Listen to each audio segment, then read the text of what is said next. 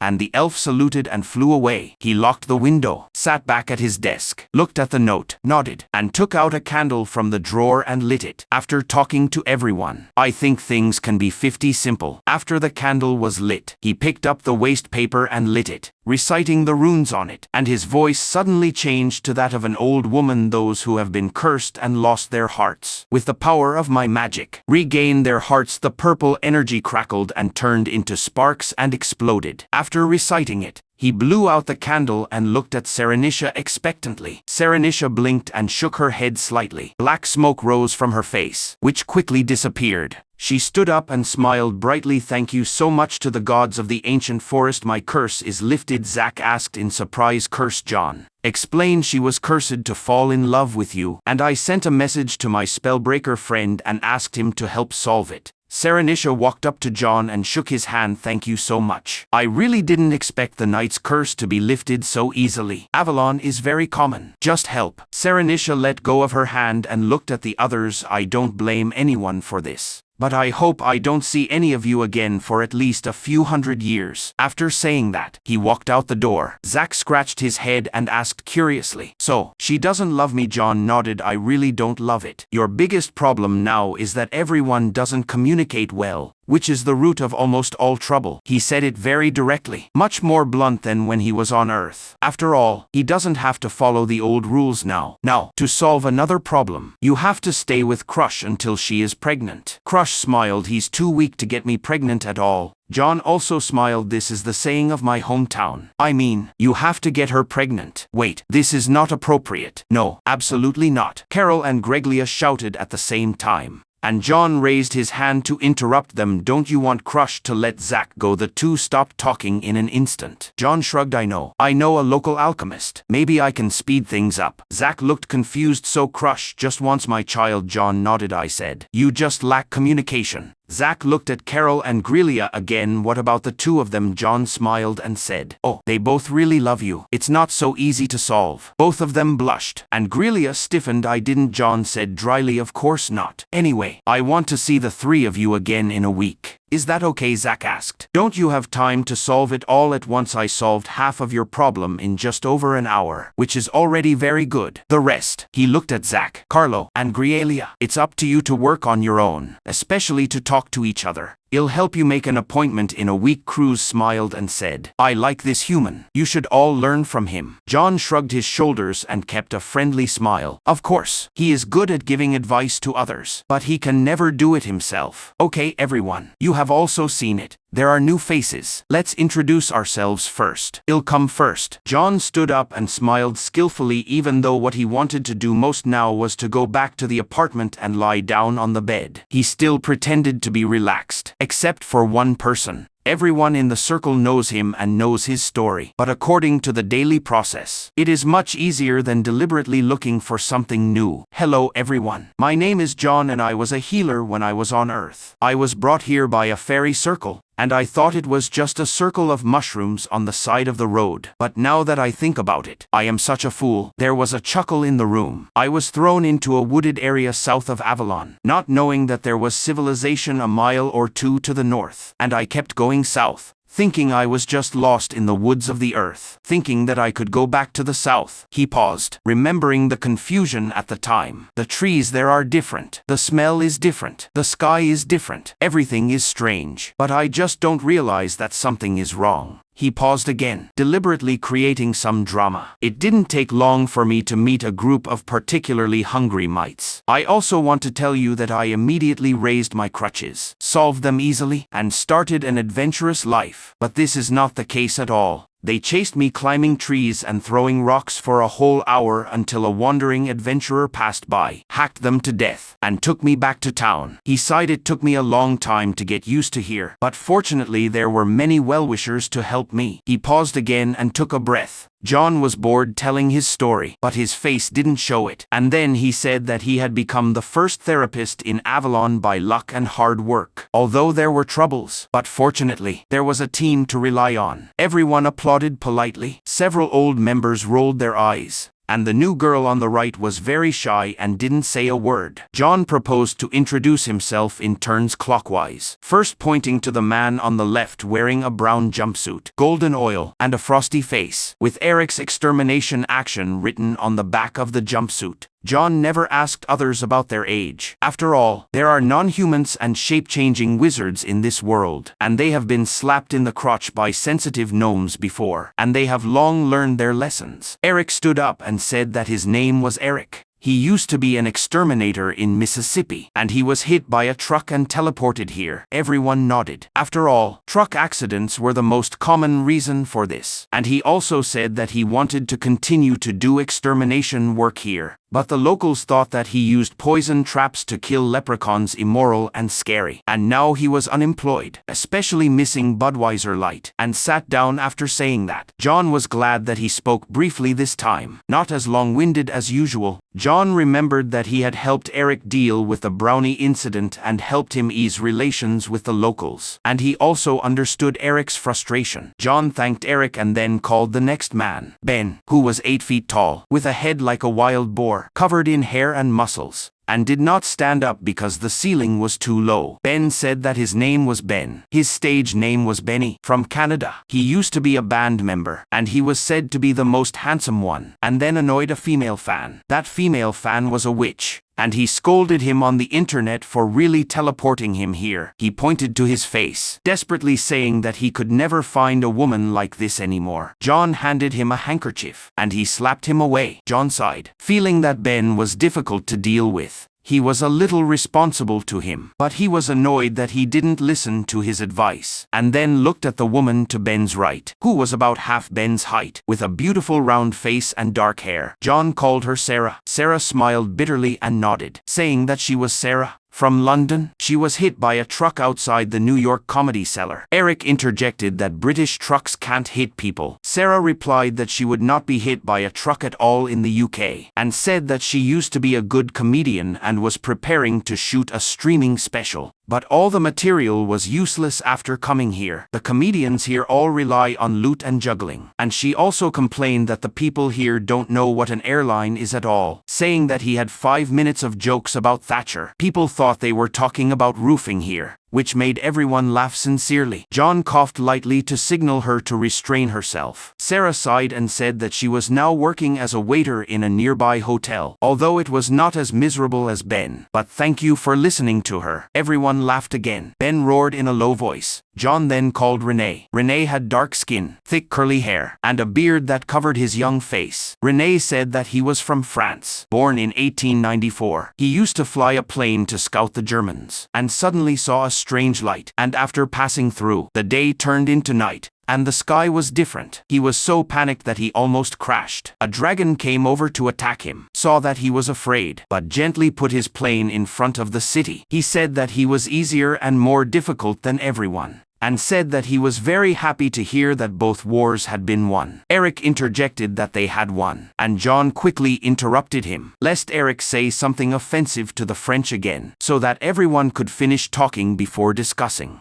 Eric shrugged his shoulders and leaned on the back of the chair, his expression wanting to beat him up. After introducing the old members, it was the new girl. She was very white-skinned, tall and thin, black hair. John smiled and asked her if she wanted to introduce herself. The girl shook her head and said that she was not ready. Her eyes looked down. John said it didn't matter. Let her take her time, and secretly rejoiced in her heart, so that she could go home early and be stuffy. Then John asked everyone if they wanted to take a break and have snacks and tea. During the break, John stood at the table, put the pastries on a small plate made of leaves, poured a cup of tea, sat in the corner and took a bite. The pastries were no more fresh. He felt that this kind of support group snacks should be so dull, just like on the other side of the earth. He swallowed it with tea. The tea was very strong, but he still preferred coffee. It was difficult to buy coffee in Avalon. He saved drinking. When he first came, he was willing to exchange his soul for a cup, and later found a dwarf supplier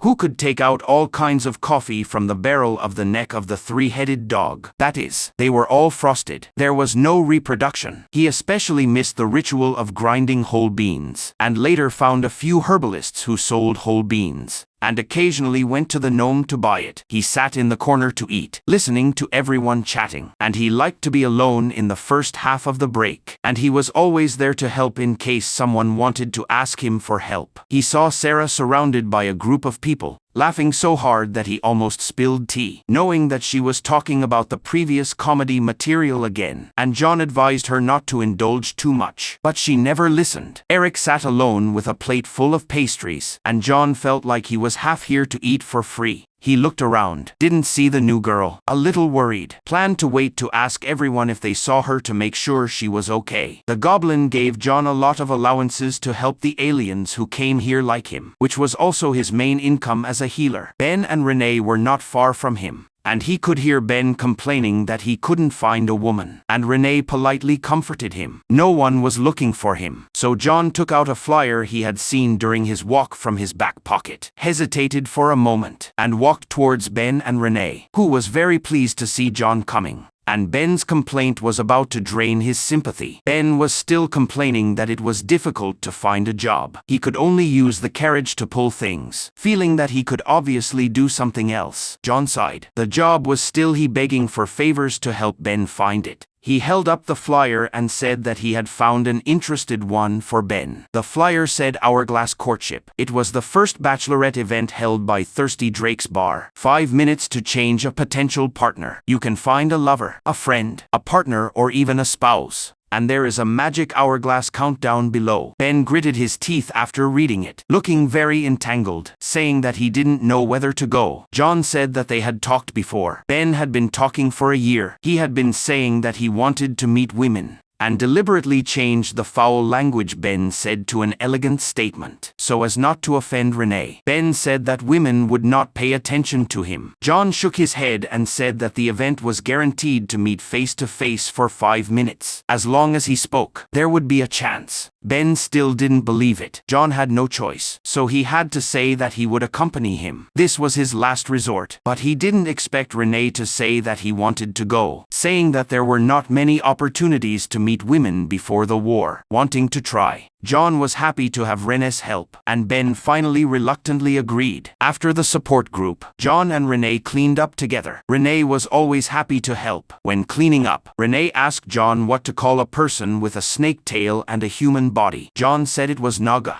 and said that he had a snake fear patient. Every time he saw Naga, he would think of him. René came here in 1894, and he didn't know anything about the races of this world, unlike others, because there was a popular magic series. He knew orcs and goblins, although René was less prejudiced. But he was often embarrassed because he didn't know the race. René also said that he saw a purple woman with only one eye and horns on her nose. So John stopped what he was doing and said that he didn't know and asked him to call the other person's name directly. After cleaning up, John sent René out. René said that he had begun to regret going to single activities. John patted him on the shoulder and said that he didn't want to go, but it was always good to help, and said that the worry was not that the woman did not give him a chance, but that Ben himself did not give himself a chance. Thank René for taking the initiative to help. Otherwise Ben would not agree. René shrugged his shoulders and said that he might not be able to go back to his hometown. So why not try to find a partner here? John walked home. The magic light on the side of the road illuminated the way. He passed by the Thirsty Drake bar and wanted to have a drink, which his secretary Katrina would have suggested to him before. But he insisted on going home. His apartment was on a 100-foot tree, climbed a natural staircase, and when he first arrived in Avalon, there were people in the city who were of the same blood as the goblins who sent him, because the law stipulated that they had to compensate him for the negligence of his relatives, and gave him a regular allowance. But they could not send him back to Earth, saying that there was no builder.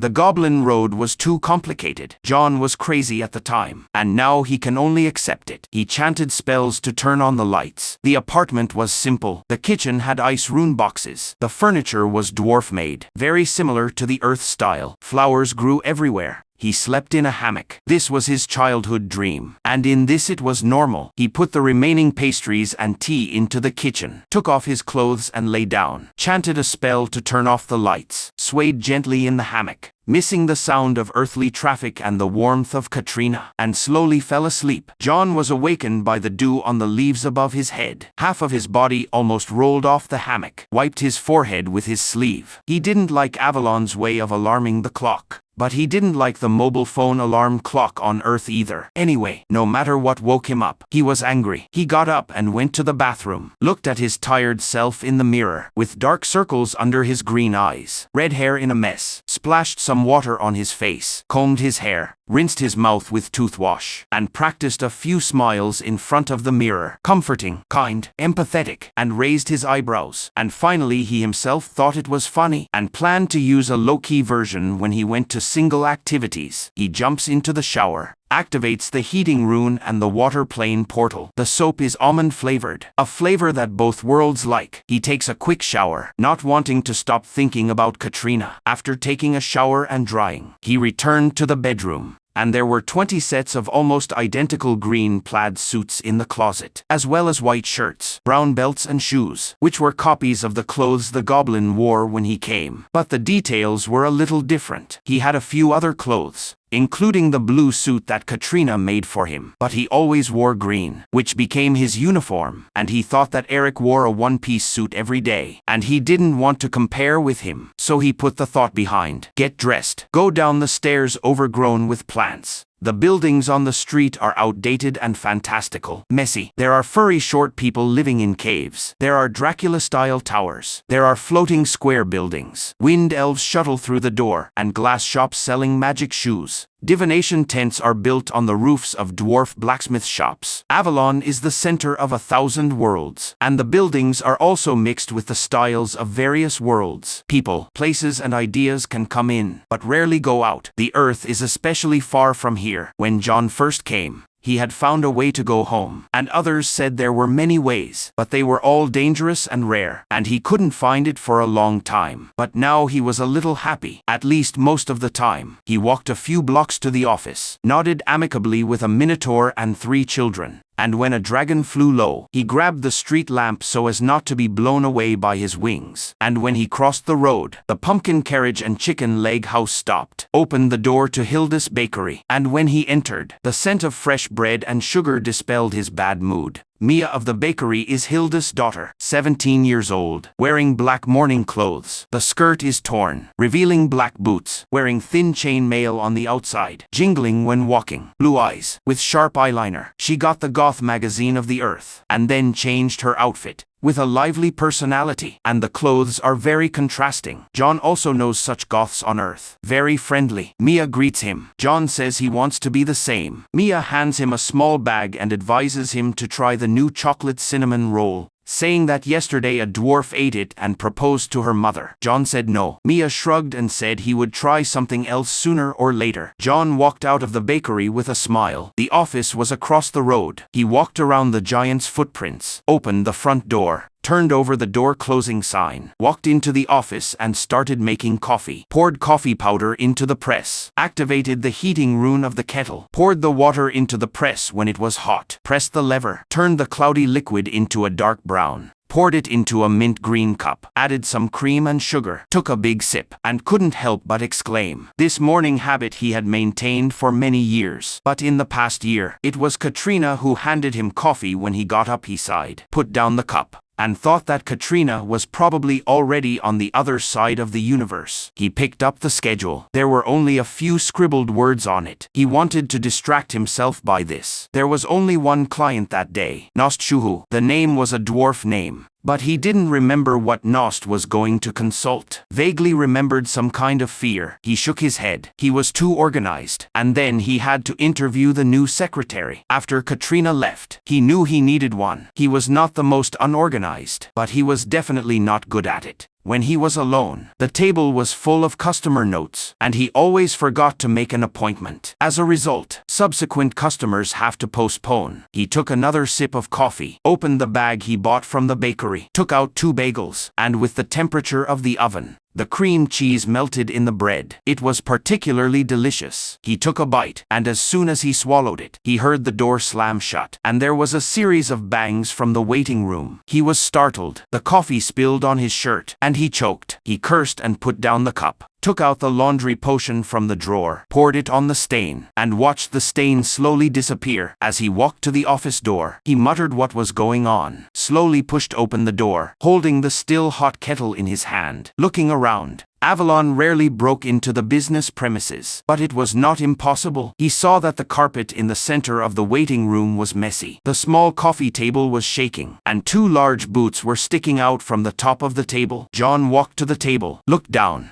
and saw a young dwarf with a thick black beard and squinting eyes. He put the kettle on the small table next to the sofa, turned off the heating rune, sat on the ground, leaned over and looked at the dwarf, asked him if he was Mr. Shuhu. The dwarf said yes. John first praised him for being on time. Many new customers would be late, and then asked him why he was under the table. The dwarf said sorry. Let him wait a few minutes to come out. John said it didn't matter. If it was comfortable down there, he would stay a little longer. Just want to know why. The dwarf said that he didn't want to fall into the sky. John was silent. This was Nost's fear, more serious than he thought. The dwarf also said that everyone told him it wouldn't happen, but every time he looked up, he felt that he would float into the blue sky and die. John said that phobias are irrational. Sometimes rational analysis is useful, but if the fear is too strong, no matter how rational it is useless. And said that there are people on the earth who are afraid of open space. And the dwarf asked in surprise that humans would do the same. John said that the strange fear of any race, almost all humans have had it. John sat up and stretched his back. It hurt so much to bend over, and said that he admired the dwarf for overcoming his fear to come here, and asked him how he did it. The dwarf said that Uncle Stone had a covered carriage. He was buried under an old wooden box, with his face to the ground the whole time, and then ran into it. John said it must be very uncomfortable. The dwarf said yes. John praised him for having the motivation to improve, and some people need a lot of push to do it. John asked the dwarf again if he was not originally an Avalon person. The dwarf shook his head and said that he was from the Bronze Mountains of Summer, was the 4th son. There was no apprentice in the mountains. Uncle Stone asked him to help look at the shop. He was very excited.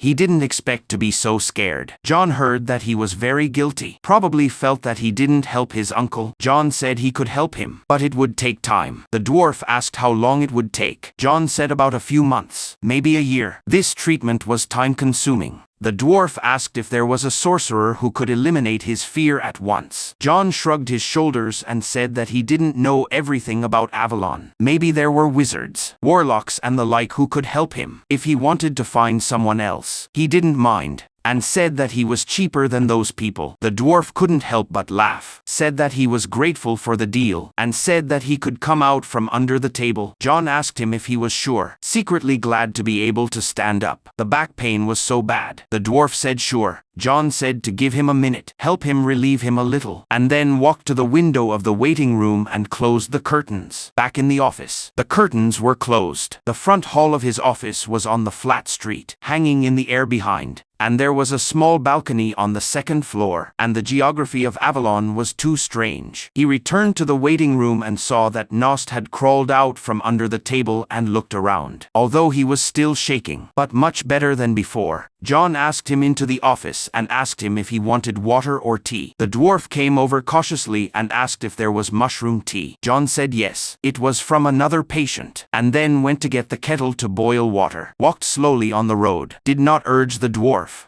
And when the dwarf entered the office and sat on the sofa, John had already handed him the tea. The dwarf asked John if he had seen other dwarves. What was it? John didn't say too much, only said that the dwarf had emotional troubles and wanted to forget the woman who hurt him. The dwarf said that the hometown was all arranged marriages, so it was simpler. John smiled and said that the dwarf was also an arranged marriage. The dwarf said oh, drank tea, stared at the floor and said that the tea was delicious. John said that he felt like drinking hot land, but as long as the dwarf was comfortable. The dwarf asked John how he planned to help him, whether it was a spell or a potion, and John said that he would send him to the local alchemist Heb to get a potion that could relieve fear. Heb would tell him the specific way to drink it, which must be strictly followed, and the other part was exposure therapy, which would take longer, and the dwarf repeated exposure in a low voice, looking out the window in fear, and John said that the word was more straightforward than usual. Let's take it step by step. Slowly face your fear, and slowly make it easier to deal with. At the same time, let's talk about the impact of this phobia on you. I will teach you some ways to relieve anxiety, and I will also find you some coping methods that can be used in the short term. This is definitely not easy, but as long as we persist and work together, we will definitely be able to get ahead. John stared into Nost's eyes and comforted him. Would you like to try? Nost took a deep breath and said, yes, I do. John stretched out his hand, and Nost clenched it tightly with his thick dwarf fist, holding it firmly. Do we have to start today? Nost asked. John smiled. Actually, you have already started. You came here from your uncle's caravan. This is a good first step. Just do one thing today. Can I go back? John smiled and nodded yes. That's it. John watched Nost walk back to his uncle's wagon, gave him a loose umbrella, and helped him climb behind the carriage without letting him run. He glanced at the old dwarf who was rushing to the car, and the old dwarf's face was full of worry, which was good if Nost wanted to be treated. He had to have the support of a reliable person, and if he was worried, he showed care. John turned around and walked through the waiting room back to his office, and in a few seconds he cleaned up the table and carpet that Nost had broken into. Sitting back at his desk, he took a sip of coffee and looked at the scribbled notes of the secretary's interview, which began less than an hour later. He pieced together 3 pieces of paper and a notebook to interview 3 people, which would take up his afternoon. But he didn't even remember their names. He sighed. The problem is that in Avalon, anyone can come to be a secretary, but few can really do it well. As long as there is a suitable enchantment, most people can read and write, and even know other languages, send messages, manage shifts, and pick up guests. As soon as the coffee was finished, the bell of the front door rang, and John got up and walked into the waiting room, where the goblin quickly hid his hands behind his back, showing a fangs and grinning at him. The goblin wore a coat, a clean leather top inside, pants stuffed into pockets, a long snout, a forked tongue sticking out every few seconds to lick the air, and the scales were reflective green. John raised his eyebrows and saw that his trouser pockets were full of bulging, obviously containing a lot of things. Are you here for an interview? The goblin nodded and hurriedly said, yes,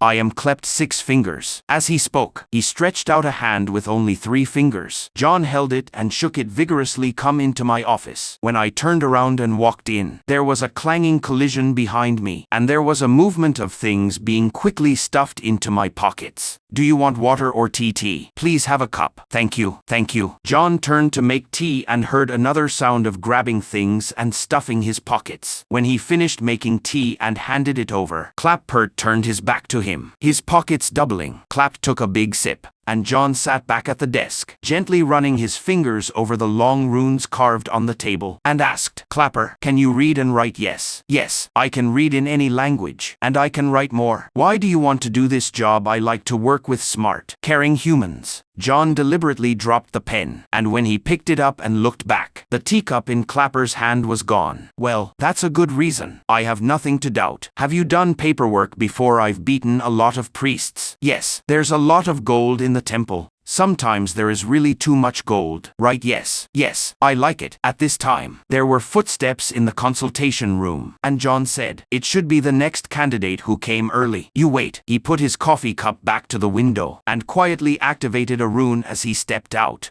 and the sound of Clapter continuing to stuff things into his pocket could be heard behind him. In the waiting room stood a man in golden armor with a sword at his waist, and asked, John, are you in trouble? Don't be a family of dwarfs. Their bite marks can leave scars for a lifetime. No, it's not that serious. Mark, the Red Riding Hood family didn't need psychotherapy. They didn't want to stay with each other. I have a little dragon man here who stole all the things that were not nailed in the next room. Oh, I can handle this. The two walked into the office and saw Clapter leaning against the wall with his legs, desperately prying the window to escape. He looked up and saw John and the guards, and quickly waved his hand. No, I don't mean anything else. About 30 minutes later, the next interviewer arrived. Just as John put the last thing he had found in Clapter's pocket back on the table, he must have found something else, but he really couldn't remember what it was. As soon as the door opened, John walked into the waiting room and saw a beautiful lady wearing a bright pink suit embroidered with flowers. Butterfly wings like monarch butterflies. That is, the color was blue rather than orange. She did not come over. She slid over. Hello, I am Lady Cecily of the Summer Court, the daughter of the Duke of Spring. Can you tell me your name? She smiled and stretched out her hand, her mouth full of fangs. John sidestepped aside. You can't know my name, but you can call me John Minor. Cecily's smile didn't change, but she smiled even wider. This is normal for a leprechaun. John had learned it when he first came to Avalon. The two shook hands, and John motioned for her to enter the office. Please come in. Sit down. Cecily followed behind and sat comfortably on the sofa. Want tea? I have tea brewed in the morning dew, and I heard that everyone in the summer courtyard likes it. Okay, that's great. John nodded and took a few minutes to make the tea. What do you do now? Cecily said politely.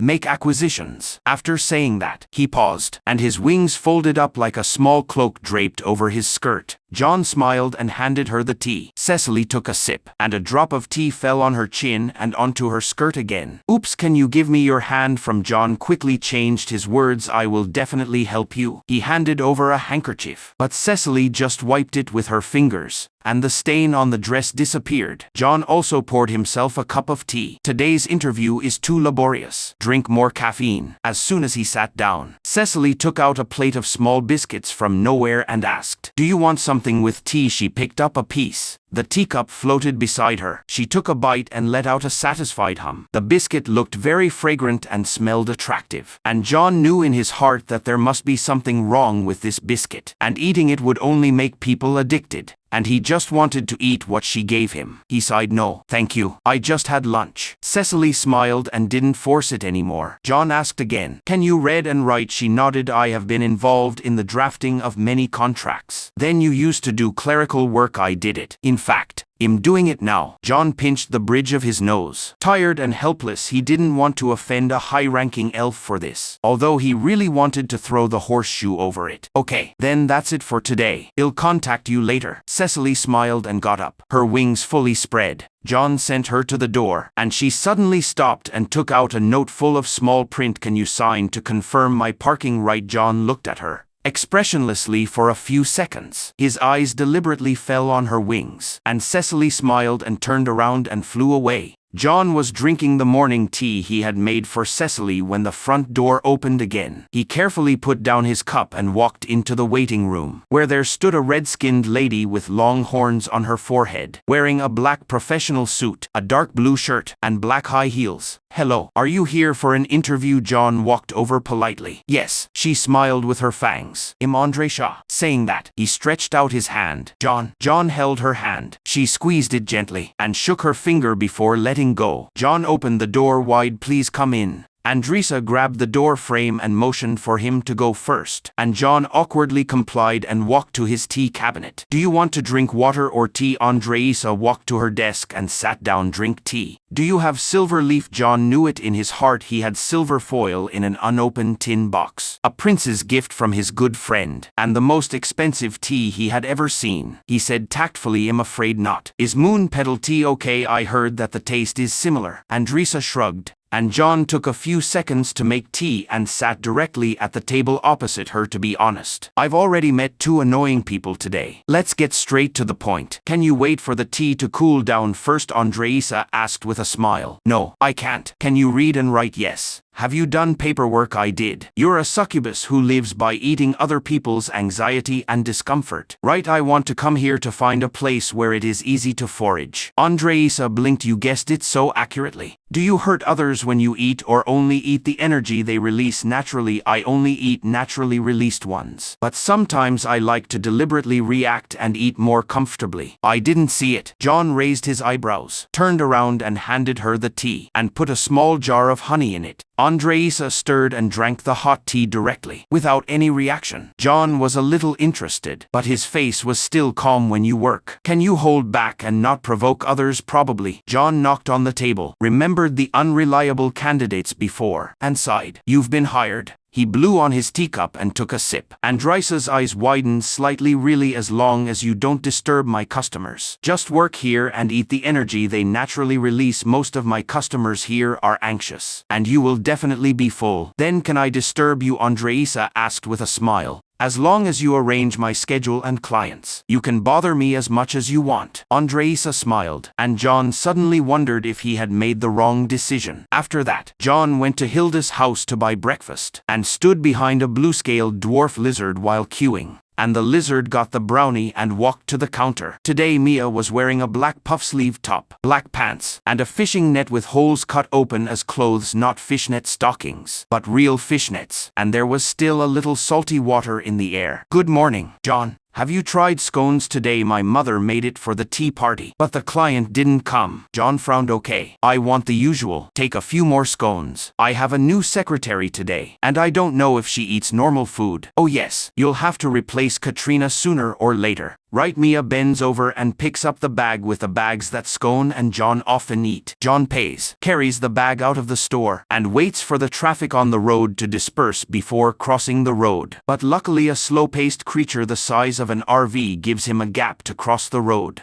He returned to the office and found that the door was unlocked and Andresa was sitting at the desk flipping through the documents. "Morning." John closed the door. "I don't remember giving you the key. Before I left yesterday, I took a spare from your table." Andresa smiled as she sorted out the documents. "Of course. How could you not take it?" John walked in and put the scones on her table. "These are for you. Bought across the street." Andresa opened the bag and took a deep breath. "You know what in hell? Giving this is a marriage proposal." John saw her skin change from pink to red, thought for a while, and shook his head. "Think beautifully. I know that marriage proposals in hell have to be made with gemstones that have been burned by dragon fire, hellfire, and demon fire." Andresa took a bite of the scone, and seemed to be more energetic. "Oh, this is quite delicious. Thank you." "You're welcome. I'm not sure if you need to eat normal food. These can nourish my body, but anxiety and discomfort can nourish my soul." "Write it down. I know today is your first day at work. Do you know who I'm going to see today?" Andresa nodded and picked up a piece of paper. "Your first appointment today is the bard Fabinaccio, who seems to be very troubled by the expectations of others." John nodded, and a vague memory came flooding up. "Apart from him, there are no new customers today. It's amazing." John sincerely admired. "Don't worry, your last secretary clearly marked the appointments for the whole month." Andresa held up a piece of paper with a full time and date written on it. "I really didn't notice." Andresa shrugged. "I didn't pay attention either." It was under the stack of papers marked for John on the table. John's cheeks were slightly red, and Andresa took advantage of his embarrassment to make her skin even redder. John sighed anyway. "I'm glad you came. I'm going to make some drinks. Do you want tea? Do you have coffee? I hate drinking tea. There is coffee in hell too, yes, but it's all deeply baked." John sat down and took a sip of his coffee, gently patting the bagel crumbs off his green pants. At this time, the door rang, and he walked to the door to eavesdrop. Andresa asked, "Hi, are you Fabinaccio?" "Yes, the unique Fabinaccio. Who is this beauty of you, Andresa? Please sit down. John will be right here. I can't wait. I'm sure you'll be satisfied." John nodded, originally worried that Andresa would be mean to the client, but it seemed that he was over-worried. Then he heard Andresa knock on the door and whispered, "Don't worry. The devil talks and talks. Your client is here. Relax." John coughed lightly, opened the door, and walked into the waiting room with a slightly stiff smile. Fabinaccio was waiting for him, tall and thin, with rough fingers, a neat goatee, long brown hair, and golden eyes like sunlight filtering through whiskey. There was a lute on the pillow next to him, which John did not recognize, indicating that he had brought it himself. "Fabinaccio, come in." Fabinaccio stood up from the sofa, handed Andresa a peacock feather hat, and walked into the office. "Goodbye, beauty." John and Andresa looked at each other and noticed that her skin was a little redder. He closed the door, activated the soundproofing magic, and walked to the teapot. "Do you want tea or water? Is there anything stronger?" Fabinaccio asked with a smile. "Don't mention it. A few days ago an orc drank all the wine I hidden." John replied with a smile. "Damn, then he'll drink tea and make do." John nodded, started the heating rune to make tea, served it to Fabinaccio, and put a tray with sugar and cream in it. Fabinaccio scooped a large spoonful of honey into it and took a sip. "No beer to warm up, but it's okay." John sat across from him. "Tell me, Fabinaccio, what can I do for you?" Fabinaccio was a little discouraged and couldn't speak for a long time. John patiently drank his tea and waited for him to speak. After a few minutes, Fabinaccio finally spoke, his voice full of exhaustion. "I'm just tired." "What are you tired of?" Fabinaccio sighed. "Everyone wants me to live the way they want me to be. I've been a bard for many years, and I've been an adventurer for even longer. At first, I liked it very much. Singing, making some money, traveling with friends, writing songs to record our experiences, and dating girls I liked, living a carefree life. But now, I feel like I'm acting in everything I do, playing other people's stereotypes of bards. To make matters worse, my friends are now counting on me to seduce dragons before fighting, and to wear a half-open shirt in a blizzard. They didn't take my music seriously at all. And I didn't even have the courage to play a song that wasn't cheerful or cheesy. And I have such a great reputation that now any illegitimate child that no one wants thinks I may be their father. I really didn't pick it before, but I'm also a mortal." He shook his head, looking helpless. "It sounds like you're trying to get rid of what others expect from you and be your true self, right?" Fabinaccio nodded. "First you have to figure out if they will really be disappointed that you have become authentic and a little more restrained. Are your friends born and died with you?" "Yes. A few of them have been with me since the beginning. Since you can entrust your life to them, you should trust that they will listen to you. You should talk to them, and I can help you here if you want. Regardless of the relationship, communication is the biggest problem, and we can definitely figure out a way. Do you think they will listen? Will they? Disappointment if they were brothers who fight monsters and travel with you? I don't think so. People who are not friendly to you on the surface may be upset. But it is important that you prioritize yourself and the people you really care about." "I'm still not sure. I know it's scary, but in my world, it's common. Many people with status and fame will feel that they are two people in public and in private. Some people shave their heads. Some people change to the dark art route. Some people change different beliefs, just like Candy, want to rebel against their past selves and let others see the real him. But does that work for them?" Fabinaccio leaned forward, his eyes shining. John looked a little worried.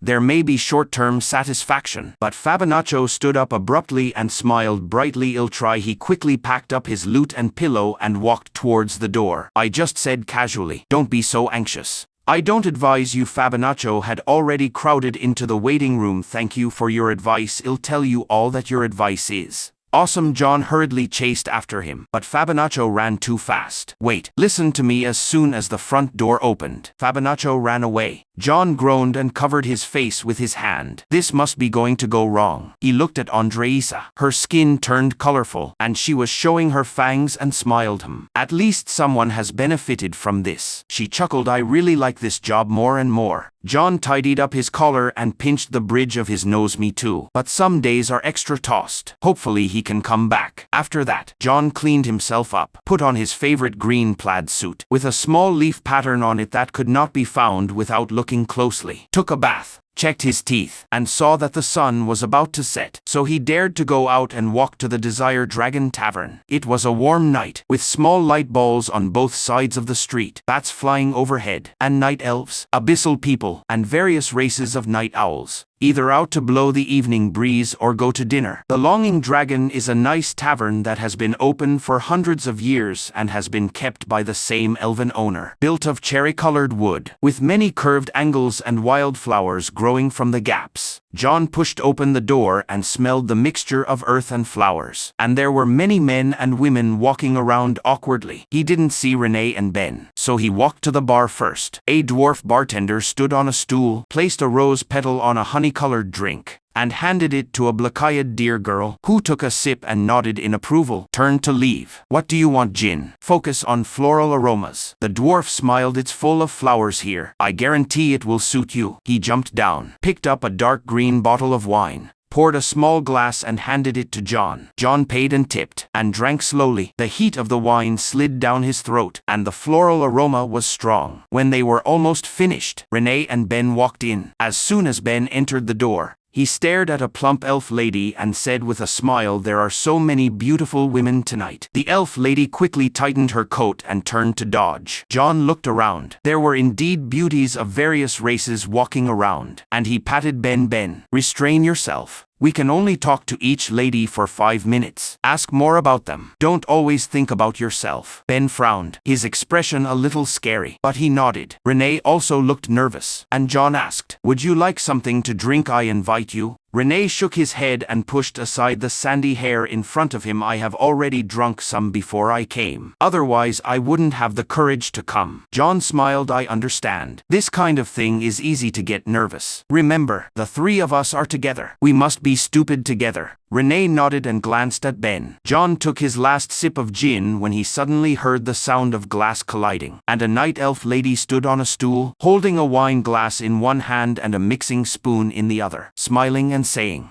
hello everyone, friends who come to participate in Hourglass Courtship. It's about to begin. She pointed to the long table and chair on the side of the tavern. Everyone find a seat first. You can sit anywhere, because each of you will talk to each other once. When everyone is seated, I put down the hourglass and ring the bell. And when the bell rings, we can start chatting. After the hourglass leaked, I knocked again, turned the hourglass over. The men moved down a seat. The women didn't move, and started again. Are you all ready? There was a voice of affirmation from the crowd, and everyone slowly walked towards the designated table. John separated from Renee and Ben, and he thought it would be better. He stood in the middle of the crowd, opposite a goblin lady wearing a tight purple dress, decorative bones on her shoulders, a necklace with silver gold teeth hanging around her neck, pale green skin, a mouthful of fangs, and red eyes half covered by blue-black mid-length hair. The bell rang, and John tried to show a gentle smile. Hi, I'm John, the first Mtirisa, from the Tooth Seeker. Oh, is it the Tusk Seeker of West Avalon? John asked politely. You're talking about canine collectors, but I didn't expect you as a human to know them. Teresa leaned forward to see him clearly. John was much taller than her, and he didn't mind the angle. Sorry, I have a client who has dealt with them and got confused. Then what dowry can you give me? Teresa asked suddenly. John smiled a little nervously.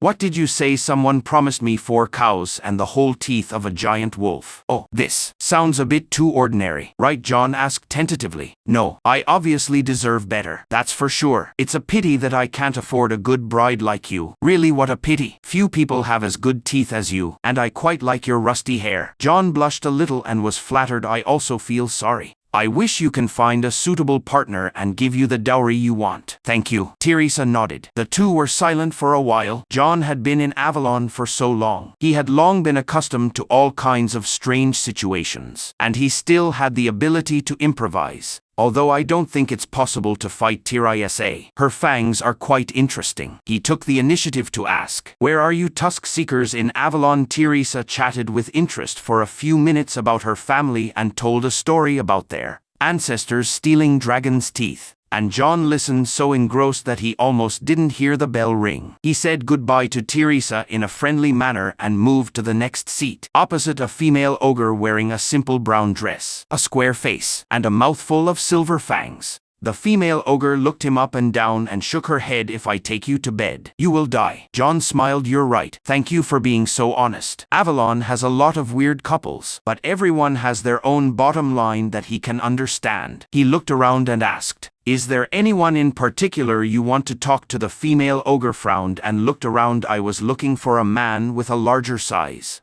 Have you ever been to the Breath of the Giants in the East End? It's mostly troll bars, but I think you might get something out of there." John has also helped the boss and his wife there before, and it is not easy for a pair of fire giants and frost giants to get along. The female ogre scratched her chin, and the chair creaked from her. "Thank you. It's useful to know this." After a few more chats, the bell rang again, and John moved to the next seat and saw a familiar face, the orc chieftain Crush, who was related to the adventurer Zack, wearing a hide top and skirt, showing strong abs, and a bearskin cloak over his shoulders. Cruz nodded at him and smiled heartily. "Brain restorer, long time no see. You are also looking for someone to date?" "Yes. Let's try. But I'm surprised to see you. What about you?" "Done." Crush nodded. "It's done. I'm pregnant with Zack's child." John's eyes widened. "It's only been a week. I asked the shaman to confirm that as long as the priorities are clear, it is very easy to conquer everything." "Congratulations, but how did you end up here if you have an heir? You can find a partner." "Isn't it harder to find a partner when you're pregnant? I am a prestigious chief, and I am so beautiful. I deserve to be treated well." John smiled. "I really hope my other clients can have your confidence." "Confident to win by yourself?" "That's right." "Then what do you think of me?" "You're charming, but I don't think we're a good fit," John said frankly. Cruz nodded. "Yes. You are much more fragile than the person I usually look for." "Do you know the female ogre said the same just now, and I was a little hurt." John laughed and teased. Crush scratched the bear head decoration on his shoulder and said thoughtfully, "Maybe you can drink some healing potions." So the bell rang suddenly, and John said helplessly, "It looks like I have to go. Good luck." He was a little disappointed and didn't listen to her advice, although he didn't want to date clients, let alone pregnant ones. He occasionally fantasized about being gently broken by her. In the next seat sat a pale-skinned, blood-red lady wearing a burgundy silk skirt, black eyes, and slender fangs at the corners of her mouth, different from the previous ones full of fangs. She smiled and leaned towards John. "You look so delicious." "Ah, thank you. I'm John. I'm Ms. Lucinda Dampilla Camilla Delacour." Lucinda's eyes glittered in the light. "The name is so nice," John responded politely. Suddenly, Lucinda ran her slender fingers across his neck and stopped at his lapels. "You are so stylishly dressed." "Thank you." John's cheeks were a little red, and he was a little uncomfortable from her sudden touch. "You blush so easily. I really want to eat you." "Ah." Lucinda looked around and said with a smile, "This activity is a bit silly. Why don't we find a dark room alone and see how we take off each other's disguises?" John didn't want to be sucked dry by the vampire. He gently took Lucinda's hand, held it tightly, and looked into her eyes seriously. "I'm for our good. Delina, the Lord of Light and Love, will never tolerate us doing this before marriage." Lucinda suddenly withdrew her hand and pushed the chair away. "It's nothing. I just suddenly feel that we are not suitable." "Okay." John pretended to be sad and said he didn't admire Delina at all, and he didn't mind the ambiguity before marriage, but sometimes he lied to get out of trouble. The bell rang again, and John moved to the next seat and saw Andreisa. She was wearing a slim black dress with a gold chain wrapped around her corners. Her skin was almost glowing, and she was smiling with her fangs. "Why, I didn't eat enough at work, so I came here to have an extra meal," John asked. Andreisa chuckled. "You found out. This event looks like a fast food buffet. I hope you will show mercy to the men here." John sat down and said, "Don't worry, I'll ask simple questions, such as do I look like your mother, or mention my violent orc ex-boyfriend, or I have to give birth to my firstborn son quickly." Otherwise I will have to sell my heart to Queen Mabu. John smiled. Sure enough. It's hell. No wonder you are so red today. Andresa shook her arm. I think it's pretty good looking. It's really good looking. What about you? Are you really here for a date? Mainly the friends who came to support my support group. I manage a group of Earthlings who meet once a week to adapt to life in Avalon. But if you can meet someone who gets along, it's not bad. Then do you want to try it, just the two of us? Andresa pointed between them.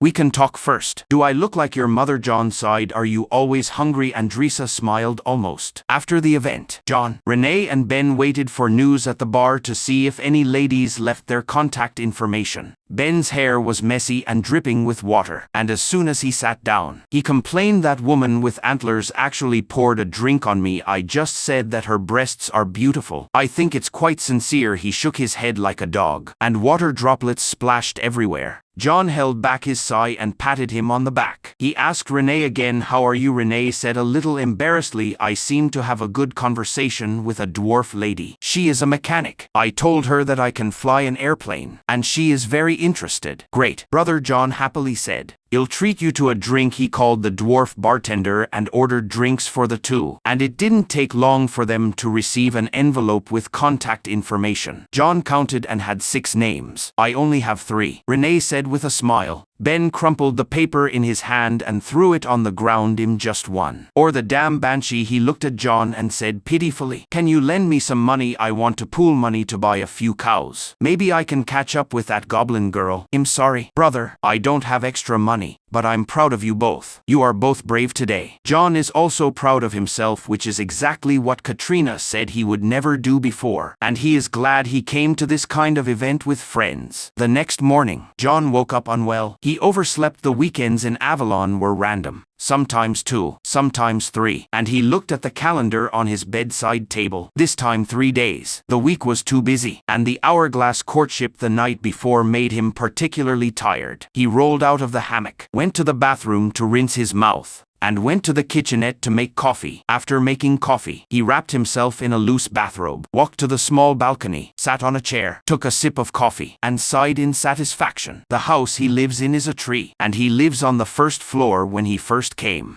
and slowly moved to the 3rd floor over the years, although he was a little tired from climbing the stairs. But the view was particularly good. He sat on the balcony for nearly an hour, looking at the scene outside. A group of teenage hobbies playing catch, a little dragon practicing diving under his father's watch, as well as carrier pigeons, elves running errands, and even a few gargoyles who were not in a hurry to return to work. Such a view cannot be seen on Earth at all. After coffee, John returned to the house, put the cup in the sink, and went to the bathroom to take a shower. He didn't wash very seriously, just relaxed underwater for a while. After taking a shower, he casually took a green plaid suit from the closet, didn't wear a tie, struggled for a long time, buttoned 2 buttons, and snickered in his heart, I can't let others think him too casual. After getting dressed, he remembered that he hadn't eaten breakfast, so he took 2 macarons from the kitchen that Andresa hadn't finished eating yesterday, and went downstairs while eating, and had to dodge the butterfly wings of another resident. As soon as he hit the street, John slowly walked towards the east side. He still had a few things to do. Mia told him that the Infinity Library had moved to the east side this week. He had a few books to return, but he didn't want to pay a late fee. Last time he was late, he was asked to hand over 3 drachmas, €2 Spanish coins, and a baby tooth. He didn't want to go through it again. The longer he was late, the stranger the fine. He didn't want to use his childhood memories to pay. The weather was fine that day, with a cool breeze blowing. The sun was warm and not dazzling. It was late in the morning, and most of the people in Avalon were very leisurely, with bards singing summer love songs and many people walking with their families. It didn't take long for John to find the Infinity Library. The last time he saw a giant tower with an endless spiral staircase. This time it turned out to be the same public library, concrete building, and plaza as in American cities. There are many people inside,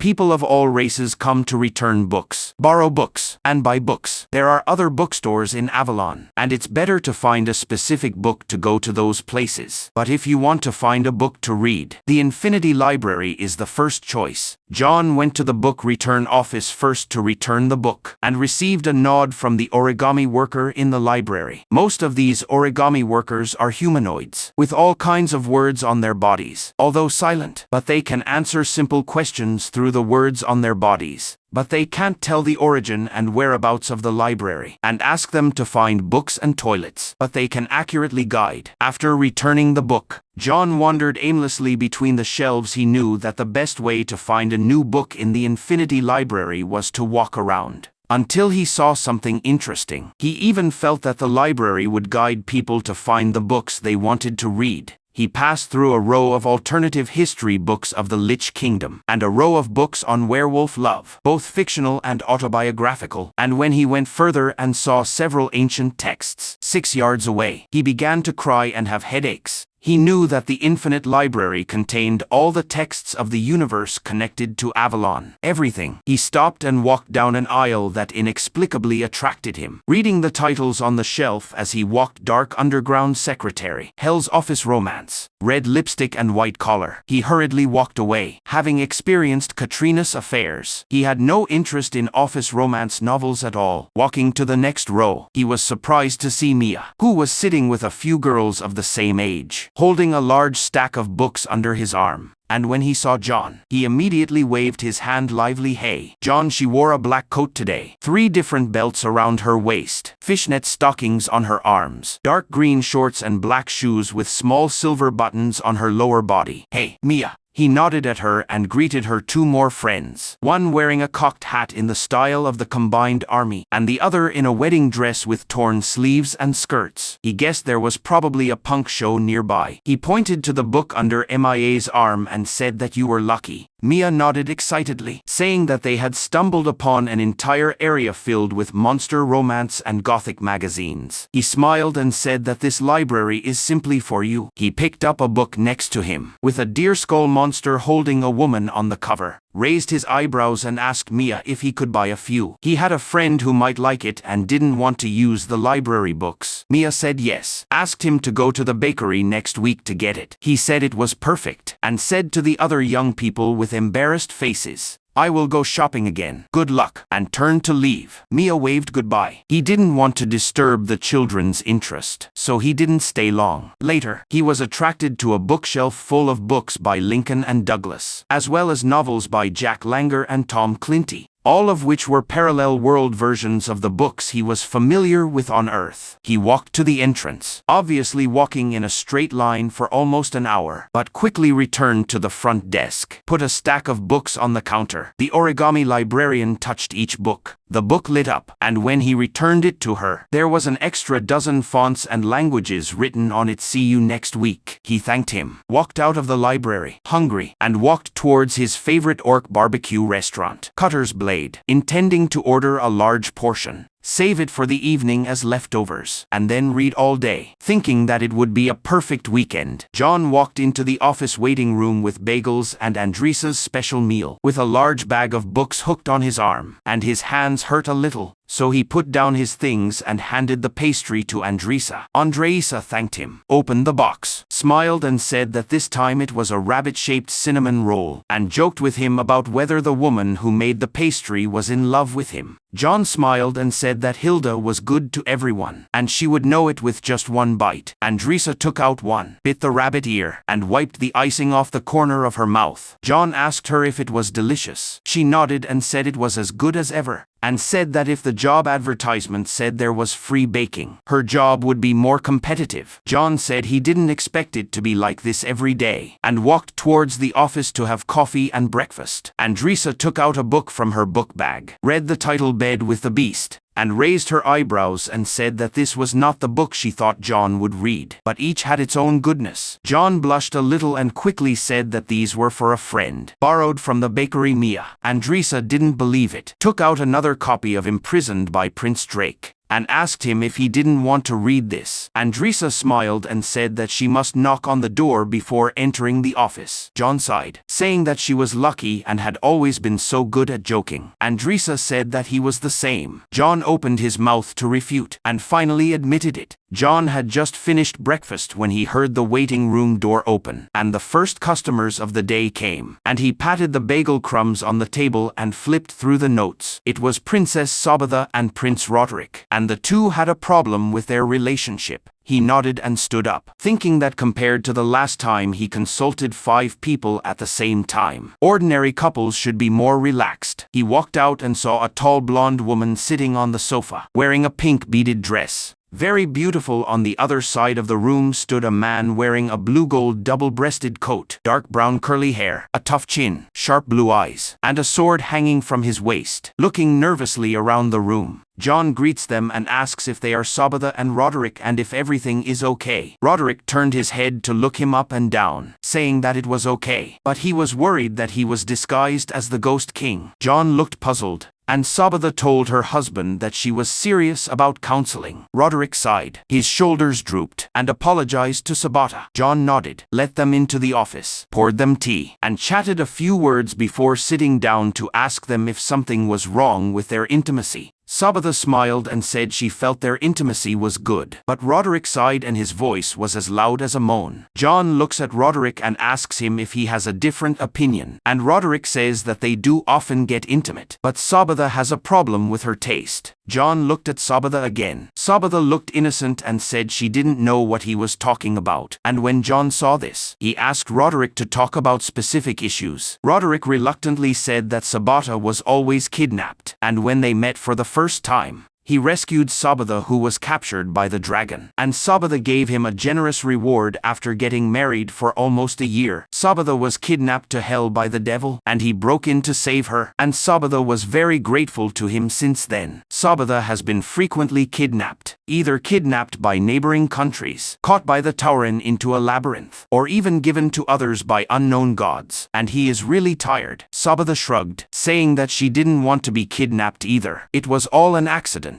and that Roderick actually enjoyed the feeling of breaking in to save her and seeing her embarrassed. Roderick took a sip of tea and choked a few times, saying that he did like some of it, but it was too much to do it every week or even month. They were almost not at home. He just wanted to sit peacefully at the table without fear that the witch would break in and shrink the sabesa into a jar. John nodded, saying that they needed to communicate well, talk about their bottom line, and play less adventurous role-playing. But before he could finish speaking, the office suddenly began to shake. John barely caught a cup, but the cup still fell to the ground. The vibration became more and more intense. A large crack cracked in the center of the floor, and green flames spewed out, licking the ceiling. John hid behind the table, and after the flames went out, he saw a huge figure wearing a black cloak of gold thread, with a skeleton's head, holding a golden staff engraved with a snake in one hand and holding Sabbatha in the other, who covered her forehead exaggeratedly, as if she had fainted. Roderick shouted in the flames, saying that Sabbatha had promised to take the consultation seriously, and drew his sword. The skeleton shouted that he was Xerius of the Black Pages, wanting to take away Sabbatha's soul, and said that if Roderick dared to find it, he would surely die. And after saying that, he smiled and retreated to the crack. Roderick's sword was cut open, and the crack was closed. Roderick rubbed his face and reluctantly said that he would save Sabbatha from the Lich Lord's hell. John stood up cautiously, sighed, and said to Roderick that he could actually let Sabbatha stay a little longer. Maybe he could get her to speak frankly. Roderick lowered his head and bit his lip to say he didn't want to miss it. John asked him if he was that good, and Roderick nodded, saying that it was a pity that it was too frequent. John wished him good luck and asked him to remember to make another appointment, saying that it would be unhealthy for a long time. And Roderick nodded and ran out of the waiting room. John walked to the desk, opened the drawer, took out a jar with floating light spots, shook it a few times, and when the light spots were confused, he opened the jar and took out one, let it clean up the mess, and then let it go free. The light spots turned green in agreement and immediately began to close the cracks in the floor. which John had long been accustomed to in the office. He walked into the waiting room. Andresa was writing something in his schedule. John said that the office could not accept customers right now, so he asked her to help deal with it. Andresa said that he had postponed the remaining appointments by an hour, and Fitzik cancelled because his schedule was too tight. John said that they had free time. Why not go to lunch? Andresa proposed to go to the Goblin Kebab restaurant that had just passed, saying that there was a new waiter there. She had a complicated order and wanted to embarrass them. John sighed and said that although he felt sorry for the waiters, the kebab sounded perfect, and they set off together. The building of the support group is much more lively than usual, and John occasionally organizes activities to help everyone better integrate into Avalon. And he used to invite vendors to teach everyone to use local currency, bargain, send and receive messages with elves, and take everyone to the Infinity Library. This time was different. Over the past few months, he has persuaded more than 30 people of different races and cultures to attend informal gatherings, including dwarves, elves, orcs, nagas, dryads, nayards, goblins, and some native humans. John walked to the tea table with a case of beer and wine. Usually not allowed to drink alcohol in meetings, but this time he felt the need for social lubricant. In the corner is a lizard man bard, playing local music similar to earth rock. After setting up the drinks, John opened a glass of ale and took a sip, although he prefers mixed drinks or spirits. But this also relaxes him. After all, he spent almost an hour introducing everyone. He saw Sarah standing in the corner with a group of humans, so he walked over and just heard Sarah say, "I told him at that time. It wasn't my shoulder," and everyone around him laughed. John greeted and asked everyone how they were. Sarah said it was fine, and John asked her if she had ever spoken to someone who wasn't two-legged. And Sarah frowned and said that she had said bother me to the snake man, so it doesn't matter. John said no. The snake man was called Naga, and half-jokingly said that if she didn't fit in much, she would organize everyone to play an icebreaker. And everyone groaned and dispersed to join other small groups. John pulled Sarah and said that he wanted to introduce her to the bard, but Sarah was unwilling.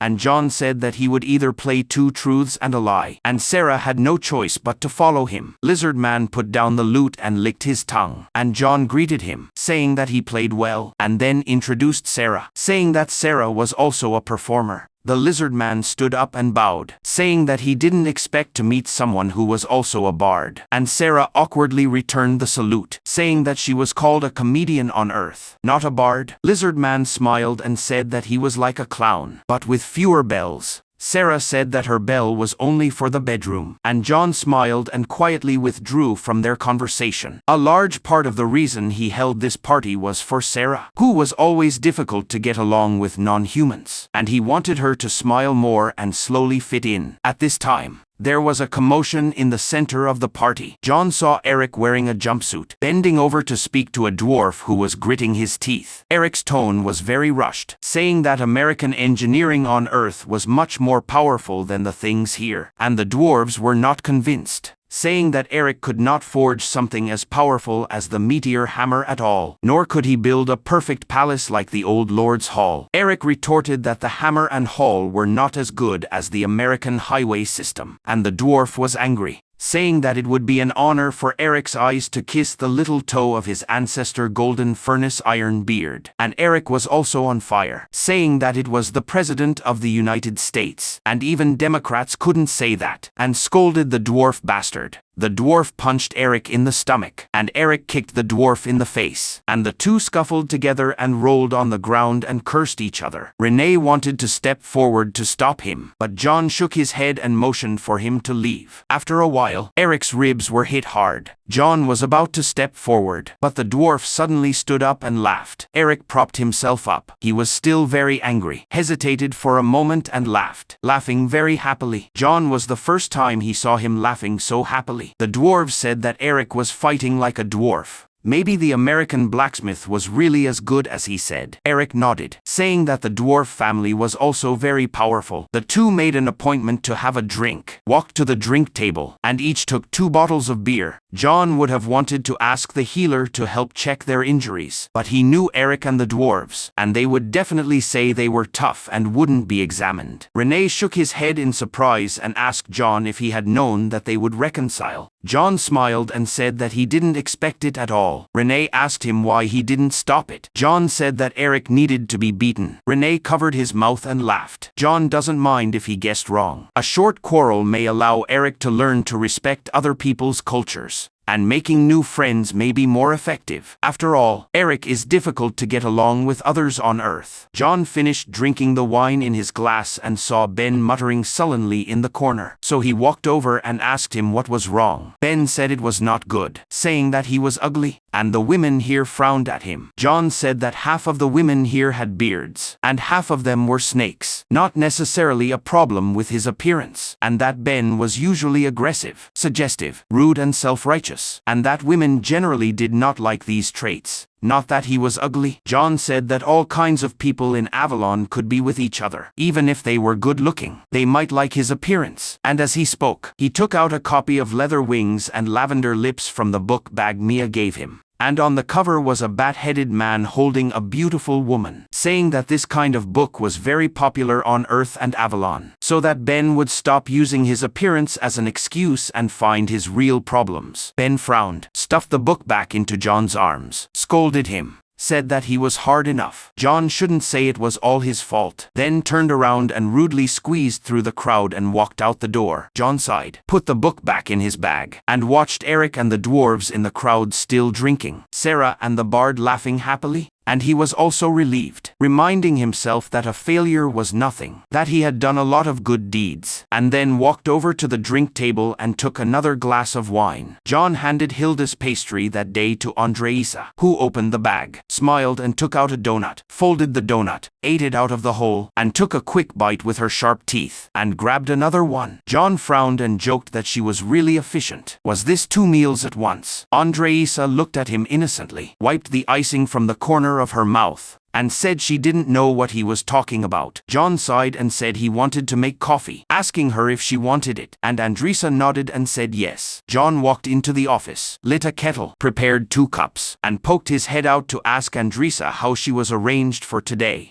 Andreisa said that he had a full schedule today, and they were all regulars. But there was a new patient, Xianxia of the Heavenly Violent Sword sect, who was sent by his father because of his impatience and love to cause trouble, and the notes were already on his desk. John asked Xianxia how old he was, and Andreisa flipped through the documents and said that he was about 300 years old. John said that it was still very young for the monk, and he thought it would be difficult this morning. Andreisa asked the monks if they were really that difficult to deal with, and John said that the word bad was inaccurate. They were just from completely different worlds with different rules, and frowned as he spoke, saying that he would take out a special tea set to make tea. John returned to the office, quickly cleaned up breakfast, prepared tea sets and notes. He sometimes thought about banning clients in the cultivation world because they were too capable of causing trouble, but felt guilty. Those who could live for 100 years and ponder Taoism all day long often had a lot of mental problems. Plus, they were powerful, even if it was just a couple consultation. The help he could provide was also very valuable, and his intervention might save a lot of lives. When Xianxia came, with a smell of gunpowder and flames, the 4 jade beauties scattered red petals in front of him, so that his feet never touched the ground, and there were 6 eunuchs beside him, bending over and whispering in his ear. Xianxia is very handsome, with long black hair and elegant facial features, but he always has a sneer on his face, wearing a flowing red-orange silk robe, which is very reflective, and the gold jewelry he wears is also polished. Without waiting for Andreisa to respond, he went straight into the office, sat down on the sofa, and put his legs on the back of a servant who thanked him for putting his feet on himself. He glared at John, who took a moment to hand over the tea tray and carefully poured him a cup of tea, and the 2 drank a cup before the tension in the room eased slightly. John greeted and said that he welcomed Xianxia of the Heavenly Storm Sword sect to his office, and Xianxia arrogantly said that his presence alone could make this place a landmark and a place of history, and it would be remembered forever. John smiled and said that he definitely didn't seem to be here to solve the problem of self-esteem. Xianxia said that he was only here because of his father's will, and John was not qualified to give her advice. After all, it was not enough for John to be born 1,000 years earlier than him. John said he didn't necessarily give advice, sometimes just listened quietly. and then asked Li Zhenhai why his father sent him here. Li Zhenhai said that because his father underestimated his strength and did not have enough confidence in his bloodline. John nodded, trying not to be affected by his dramatic emotions, and asked him if there was anything special that led to his father's decision. Li Zhenhai frowned and took a sip of tea. John almost wanted to hand a stool to the servant who was serving as a footstool, but the man had a bright smile on his face, as if it was a pleasure to be stepped on by Li Zhenhai. Li Zhenhai said that he recently had a fight with a bug that his father overestimated, and that day he was walking in town, preparing to go to the hot springs, when an old man refused to give way to him quickly. He asked his servants to drive the old man away, but one person defended the old man. John didn't interject, waiting for him to continue. Li Zhenhai said that he warned the man on the spot that against the will of the darling of the heavenly violent sword sect, he was asking for a death path. But the man just helped the old man to the side of the road, and then left. He was very surprised at the time, did not knock down the man as planned, and then went to him through the person he loved, hoping that the person could come to him, so that everyone knew that he should respect him. John nodded patiently, and asked him what he thought of the Heavenly Storm Sword sect. Li Zhenhai said that it was the most powerful sect in the entire plain. As long as the name was mentioned, the peasants would bow their heads, and the enemies would be afraid. John then asked if his father was the head of the sect, and Li Zhenhai said that when his father woke up, it was like the sun rising over them, and he valued his father's judgment and power the most. John changed his mind and asked him why he insisted on chasing that man despite his father's wishes, since he valued his father so much. Li Zhenhai's eyes twitched, and he scolded John not to misinterpret his words. John raised his hand and changed his question, asking him what would happen if he defeated his opponent. Li Zhenhai said that he would enjoy the satisfaction of stepping on that bug under his feet, so that everyone remembered their position. John asked him again if there would be any consequences for going against his father's wishes, and how his father usually dealt with those who disobeyed orders. Li Zhenhai opened his mouth and closed it again. John said this was the key, and he assumed what would happen if Li Zhenhai lost. But Li Zhenhai firmly said it was impossible. John said that his father didn't seem to think so, and said that Li Zhenhai had only done a rough study of that opponent. What if the other party defeated him, smashed his sect, and took away all his jade beauty and property? Li Zhenhai's face turned red. He stood up. His body exuded a murderous aura. John had already set a cooling spell in the office, so he didn't panic at all, and still sat still. Li Zhenhai said that he didn't want to listen to this nonsense anymore. He came at his father's request, but he would not endure this stupid conversation anymore. And as he spoke, he got up to leave, and the servants hurriedly followed, scattering more petals in front of him. Andrisa said at the door that she wished him a good day. Li Zhenhai turned around abruptly, scolded her as an old witch. John shouted, telling him not to talk to his employees like this, and said that if he didn't apologize, he would tell his father that he was not welcome here. Li Zhenhai instantly appeared in front of John, because he was standing, much taller than John, and looked at John condescendingly, saying that he really wanted to kill John on the spot. It was too rude. John looked him in the red and said that he was at the service of monks, demons, vampires, kings, gods, and even the materialization of concepts that would be sad if he died. Li Zhenhai looked at him for a while, turned to Andrisa, and motioned for the eunuch beside him to apologize, and the eunuch apologized for him, and then they walked out of the room, leaving a floor of petals on the ground. John sat on the ground, clutching his chest, trying to calm his heartbeat, cursing that it was too scary, and trying to do the calming exercises he had learned with Noster Treebeard a few days ago. Andrisa poked her head out from behind the desk and said with a smile that he was too handsome just now. John said that there was a bottom line to the foolishness he could tolerate, and Li Zhenhai was indeed too much. Andrisa asked him what he meant by materialization of concepts. John said like the incarnation of Sunday brunch. Andrisa asked if it was as flattering as it sounded, and John said that she was pretty good except for severe anxiety and peach wine addiction. John sat in the corner of the dimly lit tavern, holding a burning mint drink in his hand. unaware of the name, and just looked at the stage. This gnome fun bar borrows the concept of Earth's open microphone night, but they call it open Isbeth night, because the gnome who initiated this event is called Isbus, and they still think that mic is an object, not a name. John came here to support Sarah's first performance of a new track, and he also saw that many people in the support group were also there, but he chose to sit alone. After all, he treated most of them as clients, sitting next to the therapist, and it was difficult to relax and enjoy. The tavern was originally designed for gnomes, but several human-sized tables and chairs were also prepared, and John still had to be careful to bow his head, avoid the low arches, and pay a high price to buy a drink suitable for his height. So far, he's seen dwarf throat singers, naga dancers, necromancers performing ventriloquism with necromancy, and an elf who was dragged off the stage after singing only 1/1000th of his voice, and their time management was too poor. The host was a thin dwarf, wearing a purple coat, bright gold buttons, long black hair, and walking on the stage with a bright smile, saying that before the regular performance, he had prepared a special surprise for everyone, and then pointed to the edge of the stage. John almost moaned, and the host said that the surprise was the famous bard Fabinaccio. Fabinaccio took the stage, no longer wearing a brightly colored double-breasted top and feather hat, but a black double-breasted jacket and trousers, as well as a matching cape and boots. His hair dyed black, his face painted with thick black eyeliner, and his smile was still charming. He picked up the lute, plucked a few strings, said he was going to sing a song about being tired of all sex, and then began to play a melancholic elegy with the words, "My mouth and tongue are sore. You plead from passion. I turn my aching jaw and force myself to ask for more." John shrank back in his chair. The tune was like Johnny Cash's cover of Hurt, which was very dramatic, but the content and tone did not match at all. At this time, Andreisa sat down next to him and asked him if he was not proud of his latest success. John was surprised. Andreisa was particularly red today, wearing a dark green sheath dress with fluffy sleeves. John changed the subject and asked if this was a good place to eat. Andreisa smiled and said that this was one of the best. There was the anxiety of the performers, and the second-hand embarrassment of the audience, which was particularly intoxicating, and he picked up John's drink and took a sip, and asked him why he was here. John said that there was another earthling in the support group who was going to perform a new 5-minute track today, and she hadn't tried a new one in a long time, and he came to encourage her. Andreisa joked with him that he had saved beautiful girls and endured bad performances, asking him if he had been knighted. John laughed and said that he had been invited to a knight for helping a queen overcome the fear of being usurped by a young girl, but he declined because he had no place for his horse and attendants. Fabinaccio ends the song with a sad and sensual moan and quick plucking, with a loud applause in the tavern and a woman throwing a piece of underwear at him. John thought that he would have to find an opportunity to talk to Fabinaccio again. He was happy that Fabinaccio could try new things in music, which would help his mental health, but at least he should be honest with people close to him. He reached for the drink, and saw that Andreisa was still wearing black lipstick, turning the cup, and taking a sip of the wine that had faded. In fact, he didn't mind Andreisa being here, even if she always liked to be naughty. He liked her company. He found that he was walking faster and faster to work. In fact, just to see her early, and this thought made him panic, and the image of Hurricane Katrina even flashed in his mind. He couldn't help but think, how is she doing now? Most likely he is still traveling, maybe on a certain beach, and there is someone by his side. He sighed and took another sip of wine, only to notice that Andreisa was staring at him in the dim light of the tavern, her eyes shining. "Are you okay? Did I drink too much of your wine?" He smiled. "No, I was in a bad mood all of a sudden, and I wanted to stay at home tonight, so as not to think of Sarah's performance." As soon as he finished speaking, he saw Sarah walk to the center of the stage. "Yo, say Chow Chow Chow has arrived." Sarah smiled and waved to everyone when she was announced. "It's not easy to pick up this scene, but I promise that my jokes will definitely resonate more." She paused, and there was a chuckle in the room. "I was almost late today. I met an elf friend on the road, and he had to tell me about his experience of going to the market, starting from the time when humans first appeared, and talking for 5 hours before talking about his own birth. There was a burst of laughter from the other end of the room, and John and Andresa couldn't help laughing. They had just dragged an elf client out of the door during the day today. He had a lot of elf clients in his hands. Andresa had to leave them a lot of time every time,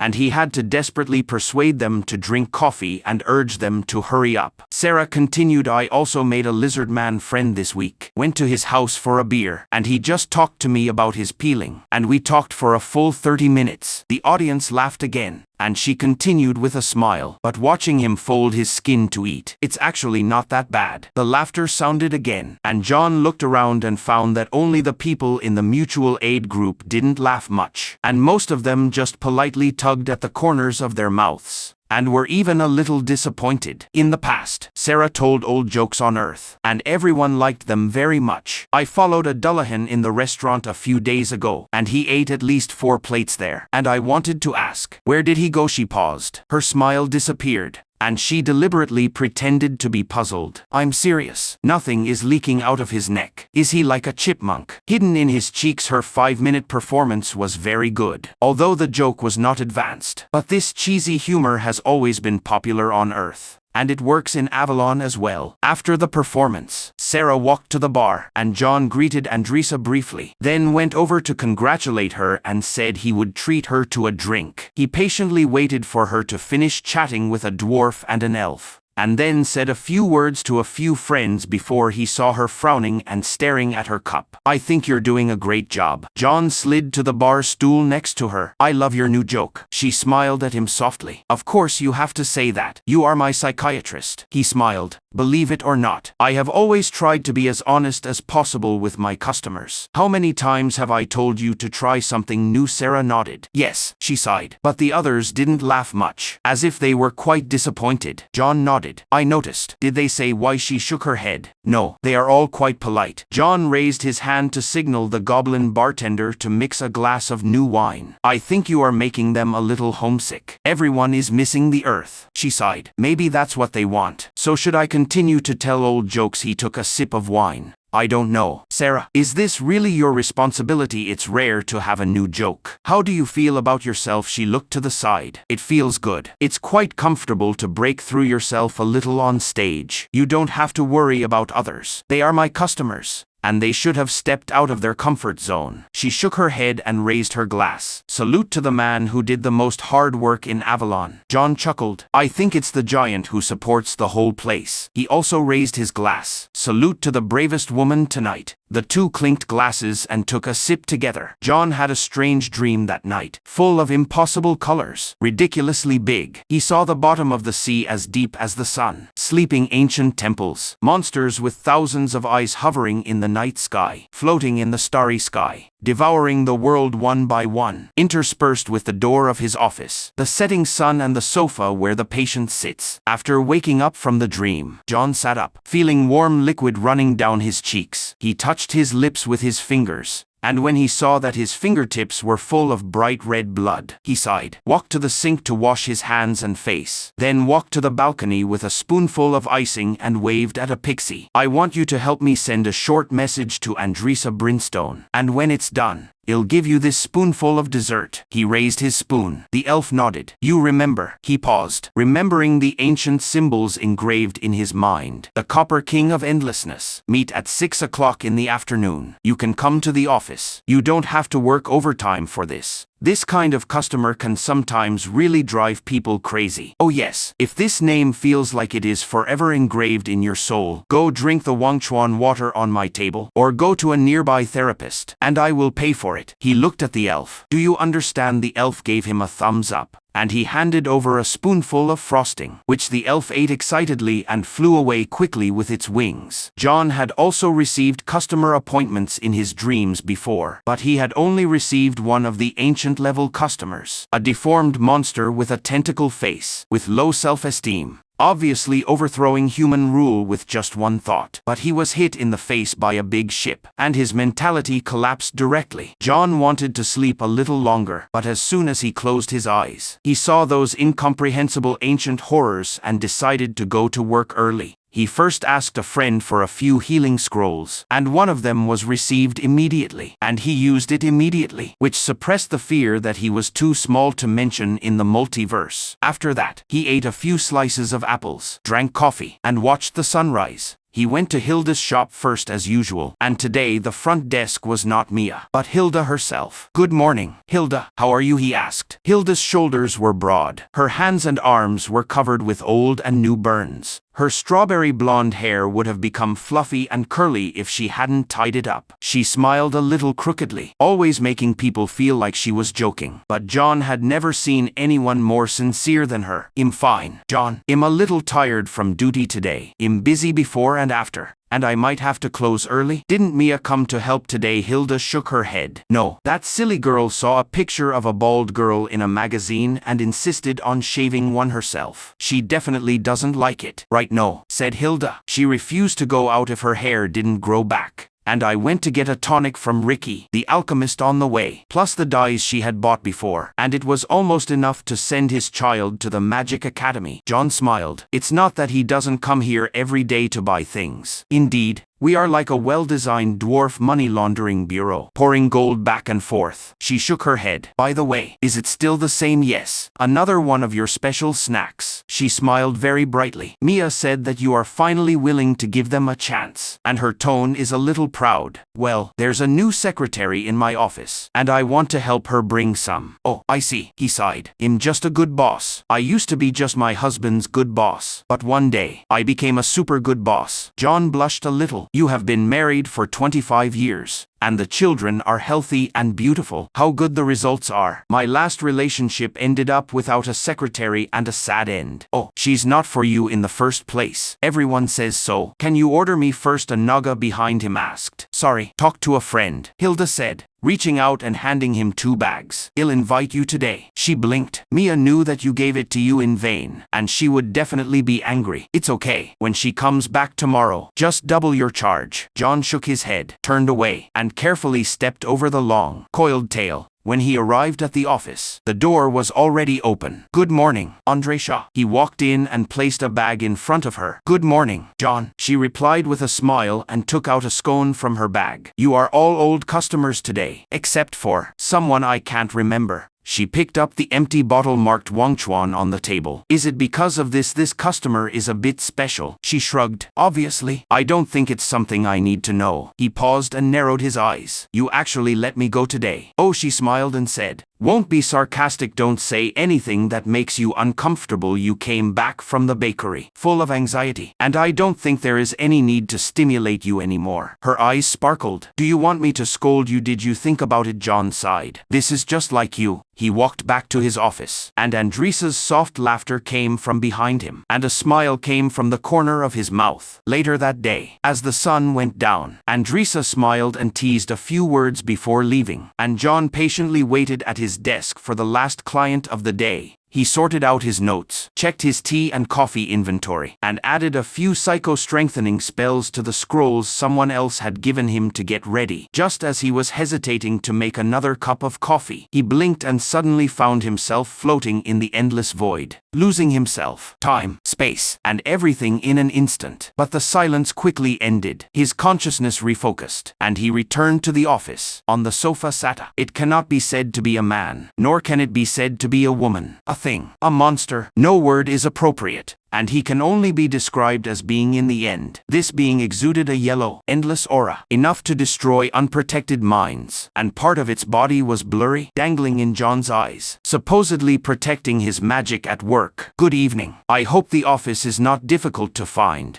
The entire existence of this world is precariously leaning on the edge of God's dream," the being replied. "But I did take the wrong path in Albuquerque." John smiled, tasting a salty taste in his mouth and an indescribable black liquid oozing from his throat. "You're not worried about your sense of humor. Is there anything I can help you with?" the being sighed. "And in one breath he was born and destroyed countless universes. It's my followers. Every time I let them do things they understand wrong, I get angry. I feel bad when I'm angry. and sometimes I turn them into a black mist that drives mortals crazy. John nodded and spat out the black liquid that came out of his mouth before he could speak. Can you give an example? That being seemed to nod, and the movement was as big as the collision of the world. The other day, my cultists built me a dark temple, and they asked me what color I wanted, and I gave a red image. John nodded as he listened. His vision began to blur, and he quickly put the cleaning spell on the scroll at hand, and only then did his reason come back, and the barrier was re-strengthened. As a result, they killed about 40 virgins without paint or blood. But my faith had nothing to do with virgin purity, and blood is particularly difficult to use as a pigment. It looks okay when it is fresh, but it turns brown and slags when it dries. And now the temple is ugly and smelly. John nodded, a little surprised that such an existence still cared about beauty, but decided to conserve his physical strength first and focus on solving the problem. Can I ask, how do you tell them what you want? I turned the moon above their heads crimson, the color I wanted.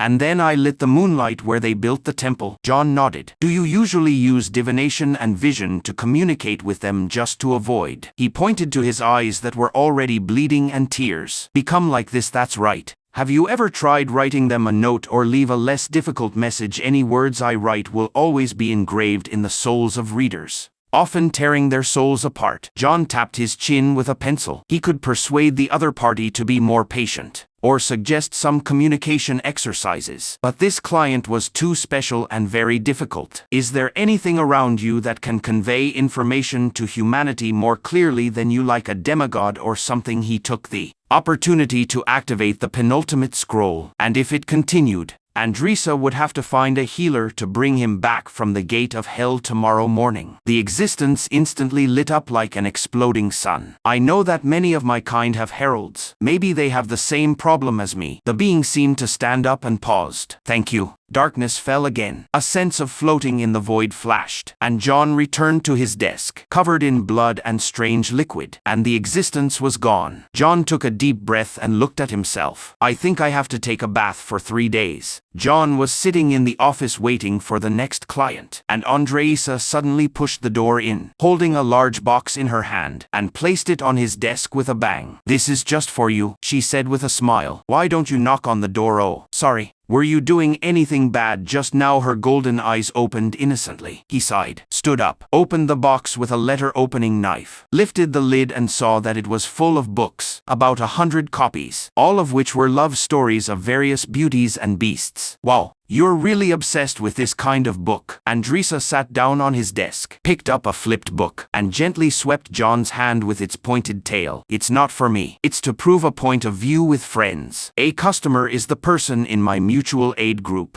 Then this story is reasonable, and it definitely stands up to scrutiny. She turned around and smiled at him. Why do you need so much? John gently took the book back from her hand and put it back in the box. Because the man they were supporting was particularly stubborn. He closed the box and tried to lift it, but finally gave up and looked at Andresa expectantly. She was still smiling, easily picking up the box and placing it behind his desk. Thank you, John said. I can help at any time, she said. If you can't open the jar, you can call me. I will. But first of all, I like to eat kimchi at 3 in the morning. Oh, now there are excuses to take me to your house late at night. He blushed slightly and coughed a few times. Aren't we going to have customers coming soon? She slid off his desk and straightened her skirt a little, turning her skin a darker red. Valen of Endless Stream. You can tell by the name that he is an elf. He has a little emotional problem. He didn't say too specific. But you also know how casual the elf is about time, and he may not arrive on time. John thought of the elf who didn't even bother to come over for the secretary interview. Indeed, he sighed. Do you want coffee? The bell at the door rang softly, interrupting Andresa and indicating that the guests had arrived. She got up to greet her. John took the opportunity to tidy up the table and took a few deep breaths. Andresa always made him uneasy, and the feeling of the tip of her tail touching the back of his hand just now remained there. When he calmed down, he walked to the door and opened the door with a smile. Valen, he asked. The elf was tall and thin, typical of their race, with long golden hair braided into delicate braids hanging down his back, and his skin was so white that it stood out even among elves, like golden wood. Hearing John call him, Valen smiled gently. But there was a little nervousness hidden in Forest Green's eyes. "I am," he said. "I'm John, and I'm ready to come in." Varun nodded lightly and walked gracefully into John's office. John motioned for him to sit down on the sofa, and he almost dared to swear that the elf really slid down, leaving almost no trace when he sat down. And even in the elf, he looked particularly slender and elegant. John handed over the tea as usual, brewed it quickly, and the two chatted casually for a few words, and sat down after drinking the tea. "So, you came today because you had some emotional problems." The elf choked on the tea, and his cheeks instantly turned red. Yes,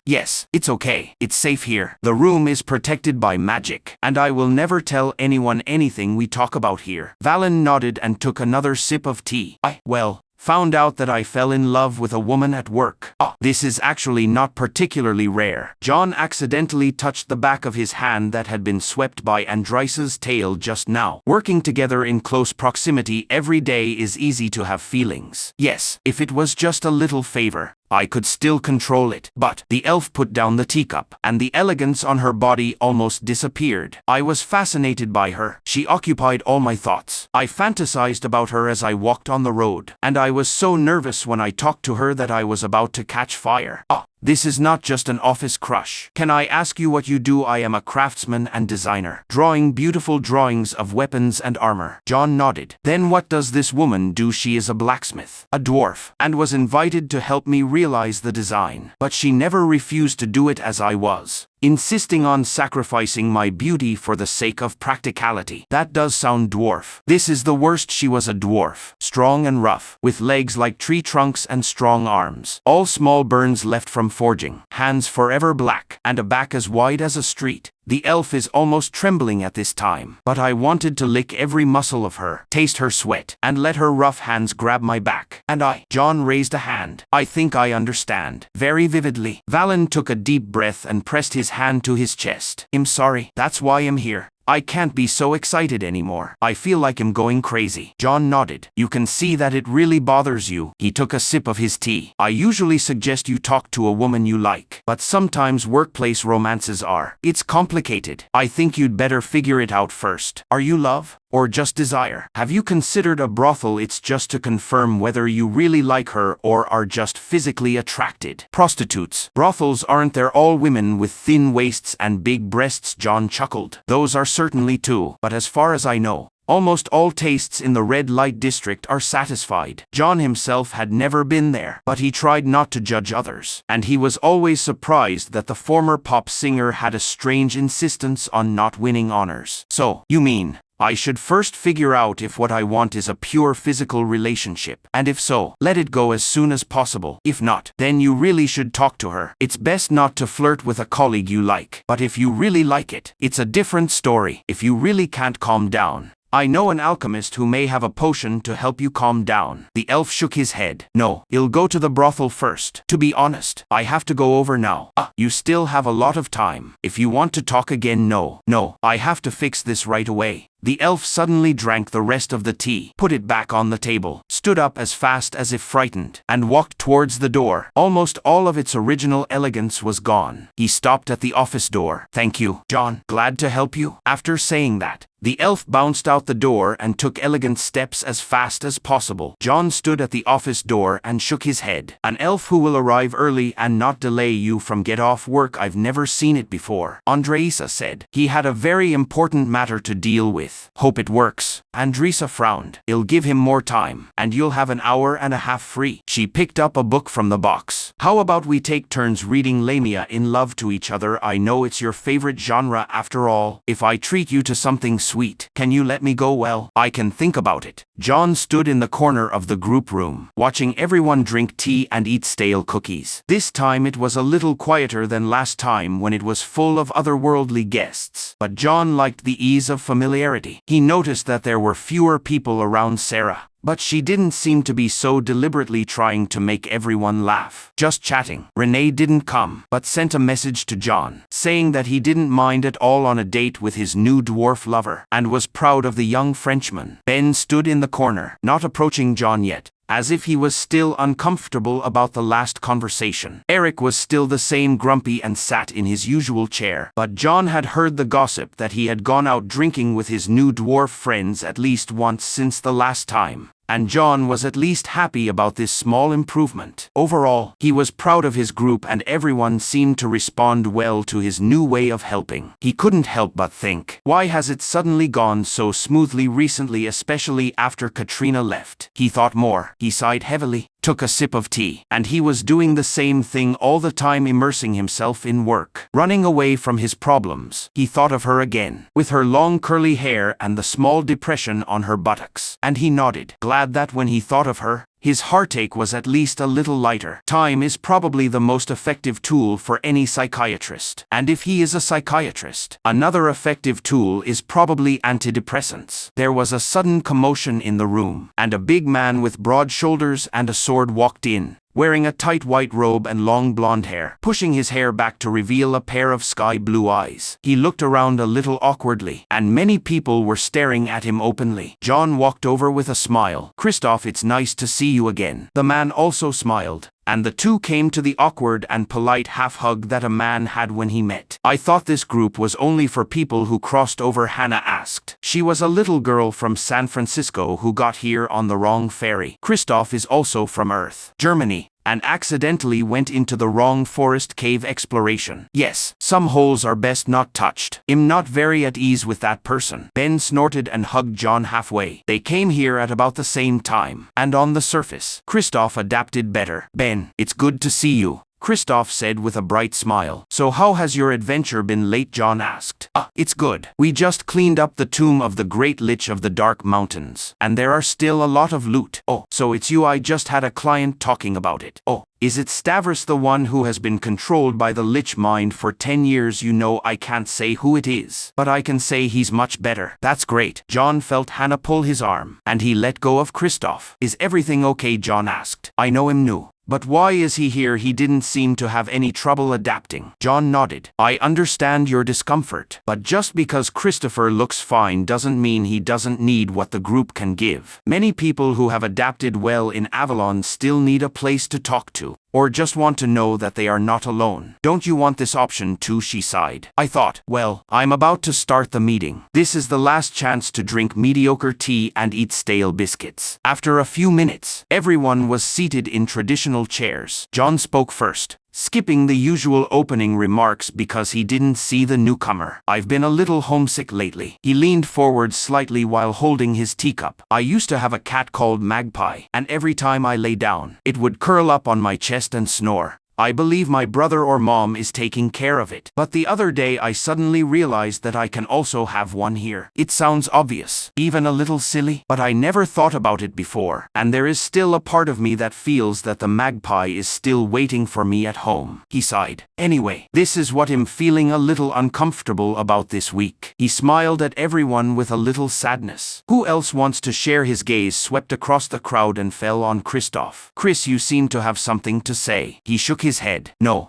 I don't think I'm as bad as the rest of you. This is a safe place." "Chris, say it." He nodded and coughed lightly to clear his throat. I have had a hard time getting along with other adventurers lately, and it feels like there's a barrier between me and other people. A wall made of different experiences and backgrounds. And it's hard to really get to know the people here." I hummed a tune. I had to explain what electronic music is. I didn't know how to properly greet the elements of the trend. I was treated as a fool, and I didn't even understand the process at all when dating. Even my closest friends would say things I didn't understand, and now I don't let them explain. I don't want to bother them every time. He shook his head. "Everyone is already lonely on the road, but I just think I'm the loneliest one." John nodded sympathetically, and Hannah sat down next to Christoph and put her hand on his back. Some people who had looked at me with disgust just now have now turned to sympathy. There is really a wall between us and the indigenous people of Avalon. And I always wanted to make everyone a little more tolerant of the differences here. But it also brings loneliness. Never give up climbing over this wall, even if you can't. The closer you get to those who care about us. Especially when they are also crawling towards us from the other side. In those times when you really can't crawl, we still have this group. We still have each other. Please always remember that no matter how well you feel you fit in and how well you adapt, you are always welcome here. Everyone around nodded, and Christoph barely smiled. They continued to take turns sharing, and usually most people didn't speak. But this time almost everyone had something to say. Finally, John was incredibly proud that everyone was so honest. After the break, everyone stayed a little longer. And John was happy to see many people chatting around Christopher. Even Ben had passed, and although he had driven away several people before, he still gave him a chance this time. John walked behind a table and grabbed the handle of the small cart he brought, which was full of supernatural monster romance novels with explosive covers. He pushed the car directly in front of Ben, put the handle in front of him, and pointed to the pile of books. What the is this question? More examples that prove that you are a fool and need to change your attitude. Ben snorted and shook his head. I thought you had forgotten this thing a long time ago. No, I just want to show you more. Is there a woman who will find a monster like you, or a stranger, attractive and romantic? You want just forget it. Will you know, I was too tolerant of you before. And I won't let go unless you really admit your problems. He had given up before, and there was no way to break through his heart. But this time he was not going to give up. These are not real monsters like me. They are all fantasies. No one shows their true selves when they first meet. When others first meet us, we are all the same, and after getting to know each other, we will become more real.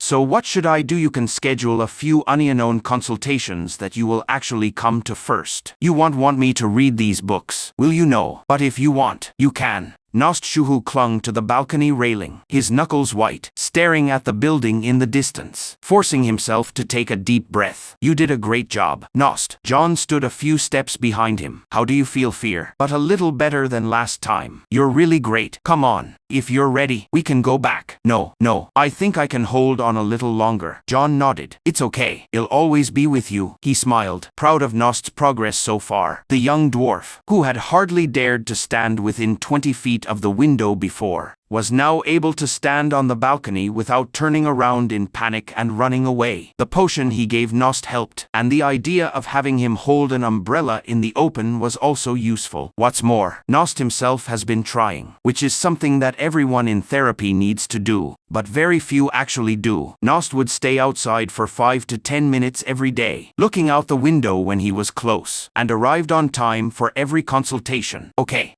I think I can. John reached out and took his hand, gently pulled him into the house, once again admiring the dwarf for not jumping and hiding, but steadily stepping forward. John closed the door and closed the curtains. I'm very impressed with your progress. After the two sat back in their seats, John said, Thank you. Nost smiled shyly and hid behind his beard. How is your uncle's side? Is the store okay? It's much better. Now I can endure business trips. I can work at the counter, and I can help with the warehouse. I feel like I learned a lot, and every expression he has now no longer seems to sympathize with me, which is good. It's really good. Do you like this job? I can meet a lot of different types of people. At most, I have only seen other dwarves, or the occasional goblin, in my hometown. He chuckled. The first time I saw the elf, my mother patted me on the back of the head and didn't let me stare at it. I can totally understand that this is a whole new world. He looked at his notes. Do you need Heb to help you adjust the potion? No, but I do need to drink a little more this month. I tried to go for a walk with my aunt to the neighbor's house, but my heart almost stopped. I really appreciate your efforts, but please don't force yourself too much. And don't drink more than Heb said. He gave the amount for a reason. Nost nodded. Is there anything else you want to talk about, or do we sit down and have a cup of tea? I'm fine. I don't want my uncle to wait too long. Well, John stood up and walked over to open the door. See you next week. Okay. He walked out. John closed the door gently and was walking towards his desk when he heard someone talking. How are you? Andrisa asked. I held on for 12 minutes. It doesn't seem like it won't be long before I make an appointment for you. I don't think so. If this continues, you will be able to ride a dragon everywhere at the end of the month. Nost smiled. See you next week. I'm already lined up. John listens to their conversation and smiles as he returns to his desk, ready to organize his notes for the next client. I really have to thank you. The advice you gave me made my style deeper and more shocking. And it really worked. Fabinaccio said after the thick mascara that he wore a double-breasted top with black and silver stitching, and even his lute was painted with fresh black paint, and the overall look completely changed. Fabinaccio, I'm not giving advice to give you a modified type.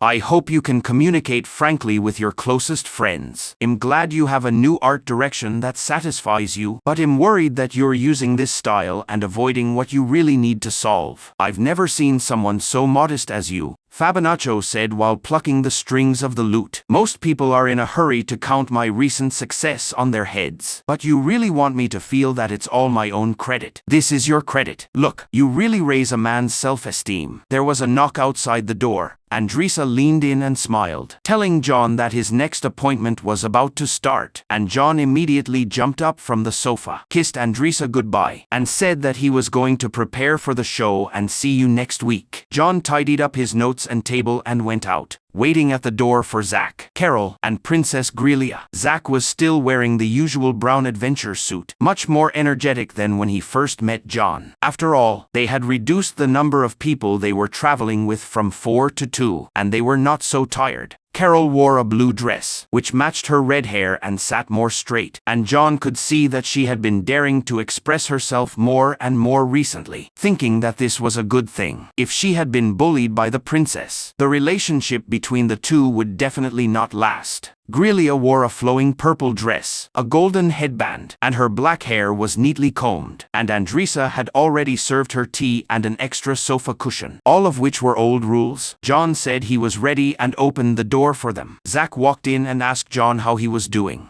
and John said it was good, but he was actually a little annoyed by Barnacho, but he was embarrassed to say. After all, he should talk about them today, not his own. John made tea for everyone as usual, asked about their daily routine, and then sat down. Clearly feeling the tension between Grelia and Carol, he took a sip of tea to clear his throat, and said that he felt that their problems had not progressed at all in the past few weeks. Gloria immediately became anxious and shouted that Carol was unreasonable. She was willing to let Zack be a prince, and felt that there was nothing wrong with Carol being his concubine. Carol immediately retorted, saying that she was not a prostitute with a nice title, and said that Zack could marry her and make her a princess. She knew that Gloria felt that she was inferior to her, but she was as worthy of Zack as Grealia's bride. Zack was so frightened that he shrank into the middle of the sofa, wishing he could hide. John sighed. These two people are different from others. No one is willing to leave. The two really love Zack, and even willing to share, but they can't stand the relationship level. Zack has no way, although he makes a living by killing monsters, but he has no way to do it. John watched the two beauties quarrel, wondering what it was like to be the luckiest and most unlucky man in the world. He told the two ladies to calm down and said that it would be better to take a step back and think of other ways, such as holding an informal ceremony and inviting only relatives and friends, so that they could remain equal. Grelia almost spat out, saying that she would rather be formally executed than an informal wedding, and Carol echoed in a low voice, just enough for John to hear. At this time, someone knocked on the door. John frowned and went to open the door. It was Andresa. He was a little impatient, said that he didn't like to be interrupted when talking to clients. Andresa smiled and said, unless he didn't like these clients. John quickly said that he liked them all. Andresa took out a gold book with the words Rendell marriage law written on it, saying that he found it in the Infinite Library last week, which might solve their problems. John frowned at first, but then realized that since the library could find the book, it meant that it knew they needed it, and immediately laughed. Andresa opened the book and pointed to a passage of what she had marked with magic, and John quickly read it and immediately laughed, saying it was great. Andresa smiled and circled back to her desk and said good luck to John. John thanked him and closed the door, returned to the two people who were still arguing, and said that he had found a solution. He held up the book and said that according to the laws of the kingdom of Grelia, as a princess, she could choose multiple spouses and raise their identities to the same level. Greglia's eyes widened. Carol immediately said that she would not marry that woman, and Gloria retorted that it was a blessing for Carol to marry her, and the two quarreled again. At this time, Zach whispered that he thought this idea was good, and the two couldn't help but stare at him. John asked him why he thought it was good, and Zach said that no other method was fair. This method could solve the problem, and it could also hold a grand wedding, and invite all the friends he met during the adventure, which sounded good. The two women looked at him. Their faces softened a little, and they both said that they could consider it. John nodded, asked them to talk more and think about it. It was just another option, and then asked them if they had anything else they wanted to talk about, such as talking to their family about their situation. After that, John sighed and made himself a cup of coffee. He usually drinks tea, but today he was too tired and needed to refresh himself. After drinking coffee, he moved his legs and feet in the waiting room with a cup, and saw Andresa leaning on a chair, high heels on the table, reading a romance novel. He knew that Andresa and Mia had recently taken turns changing books, and this book must have been taken from Mia. John asked her if she had arranged a break for herself between clients, and Andresa smiled and said that she knew the three were tired of chatting, so she wanted him to take a breather. John thanked him, but Andresa said that the sexual tension in it was too strong, enough for her sister to eat for a month, and said that her sister was a more traditional succubus. John might like it, even a little too much. John was a little offended, saying that he didn't think so. Andresa also teased him, saying that he must be very depressed behind his suit and leather shoes, which is exactly the type her sister likes. John was about to refute when he found that Andresa was blushing. So he stopped and teased her that she could take a break occasionally without always absorbing anxiety energy. John asked her how she could feel the sexual tension. He felt that the two women only had Zach in their eyes. Andresa smiled and said that the tension was between the two girls, and John immediately understood. The last customers of the day were Princess Sabbatha and Prince Roderick. The last time I saw them, Sabbatha was kidnapped by a lich. Roderick was going to save her. Now both of them looked good. Sabbatha exuded a warm glow. Roderick also looked satisfied, smiling very brightly. John asked them if the rescue went well, and Sabbatha held Roderick's hand and said it went well, and Roderick nodded and said that he had killed the lich and brought Sabbatha back safely. John asked Roderick again if he had talked to Sabbatha more about the previous problem, but Sabbatha preemptively said that they were only polite because Roderick had made an appointment last time, and they had nothing to improve, and said that Roderick was just too stupid, and looked at Roderick as he spoke. John raised his eyebrows and looked at Roderick, who remembered the last time Roderick said that he was tired of having to save Sabbatha every month just to satisfy her habits. But Roderick smiled even more happily, his eyes still shining, and he said that he did say that to Sabbatha. At this time, there was a sudden rumbling sound, and the cups on the counter began to shake, and John hurriedly asked Roderick what he meant, and Roderick smiled even brighter, saying that he would ask John to find a place to hide. Sabbatha was still confused. John immediately squatted behind the desk, and then a strong wind hit. The balcony window was shattered, and a harpy with rainbow wings and gold and silver jewelry rushed in and grabbed Roderick. After the wind stopped, the harpy hugged Roderick, and Roderick leaned dramatically towards her, still with a satisfied smile on his face. The harpy called herself Skira, the Queen of the South Wind, and declared that Roderick was her slave and consort, and wanted to take him back to her palace and serve her for the rest of her life. John sighed, stood up and patted the dust off his body, walked over to Sabbatha,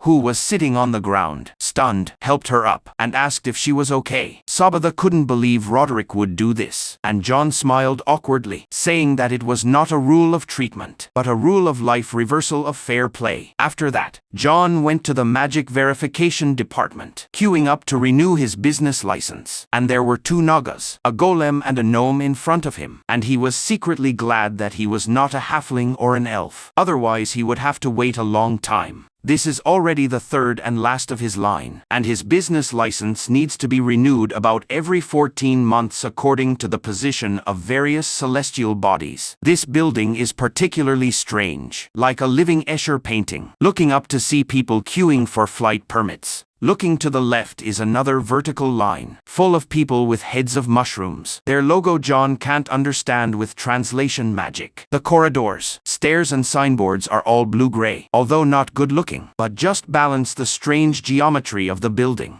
After the gnome finished his errand, walking towards a flight of stairs to nothingness, John yawned, thinking about what to do next. He left Andrisa alone all day in case things dragged on for too long, and now it seemed that he could be alone for most of the afternoon. John walked to the counter and handed over 5 forms, each with 7 signatures and 4 initials. The person behind the counter was covered in eyes, wearing a simple shirt and pants. It carefully took the form, licked every corner with its tongue, and nodded, saying that his license was valid until the starlight illuminated the darkness of Seoul again. And after John thanked him, All Eyes smiled and said goodbye to him. John nodded and walked towards the exit, and when he reached the atrium, he saw Andrisa, who was not wearing office clothes, wearing a black t-shirt and blue pants, frowning, and her tail wagging back and forth like an angry cat. John walked over and asked her why she was here, and Andrisa said that she was just here to forage, and many people here were anxious because they were filling out forms and looking for stairs,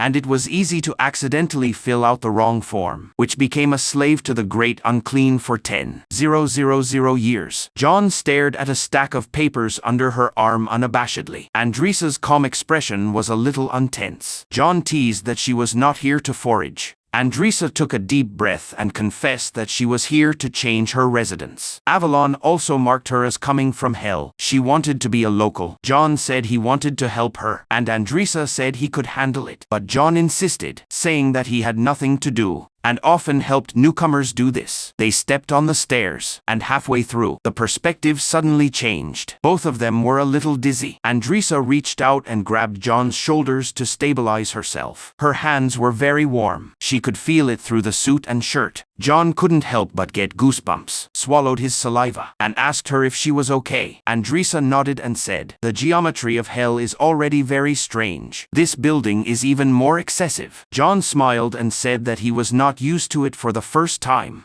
and joked that next time he would ask her to help him renew his business license. Andrisa said that he would definitely vomit that day. The two of them walked up for a while, and came to a counter similar to just now, with goblins, demons, and a creature that John couldn't describe. John asked Andrisa if she had brought all the forms, and Andrisa nodded, patted the form a little anxiously, and followed the team. John asked her if something was wrong, and Andrisa forced a smile, saying that this kind of paperwork made her very nervous, and the consequences of signing the wrong paper in hell were serious, and she had always tried not to cause trouble. But the people here were too casual about these things. Only the goblins were serious. John asked her how long she had been in Avalon, and Andrisa said that it was about a year. And John praised her for doing a good job, and said that she was completely confused in her first year. Only a bunch of gold from the goblins, and ate at the same restaurant every day because she thought everything was too scary. Andrisa smiled, saying that it was not surprising that he could adapt. It was easier to transition from hell to here than from earth. John said that he had never been to hell. Andrisa said that most mortals don't care about hell. That is probably the place they don't want to go to. But John said that he had met a lot of cute demons, maybe not as bad as others said. Andrisa immediately teased him, asked him if he thought he was cute. John reluctantly said that he didn't mean that. Andrisa also pretended to be sad and asked him, "Don't you think you're cute?" John sighed exaggeratedly. In fact, he was very happy that she started to tease herself again. She was usually very confident, and she felt strange when she saw her so uncomfortable. When it was Andrisa's turn, the two walked to the counter together,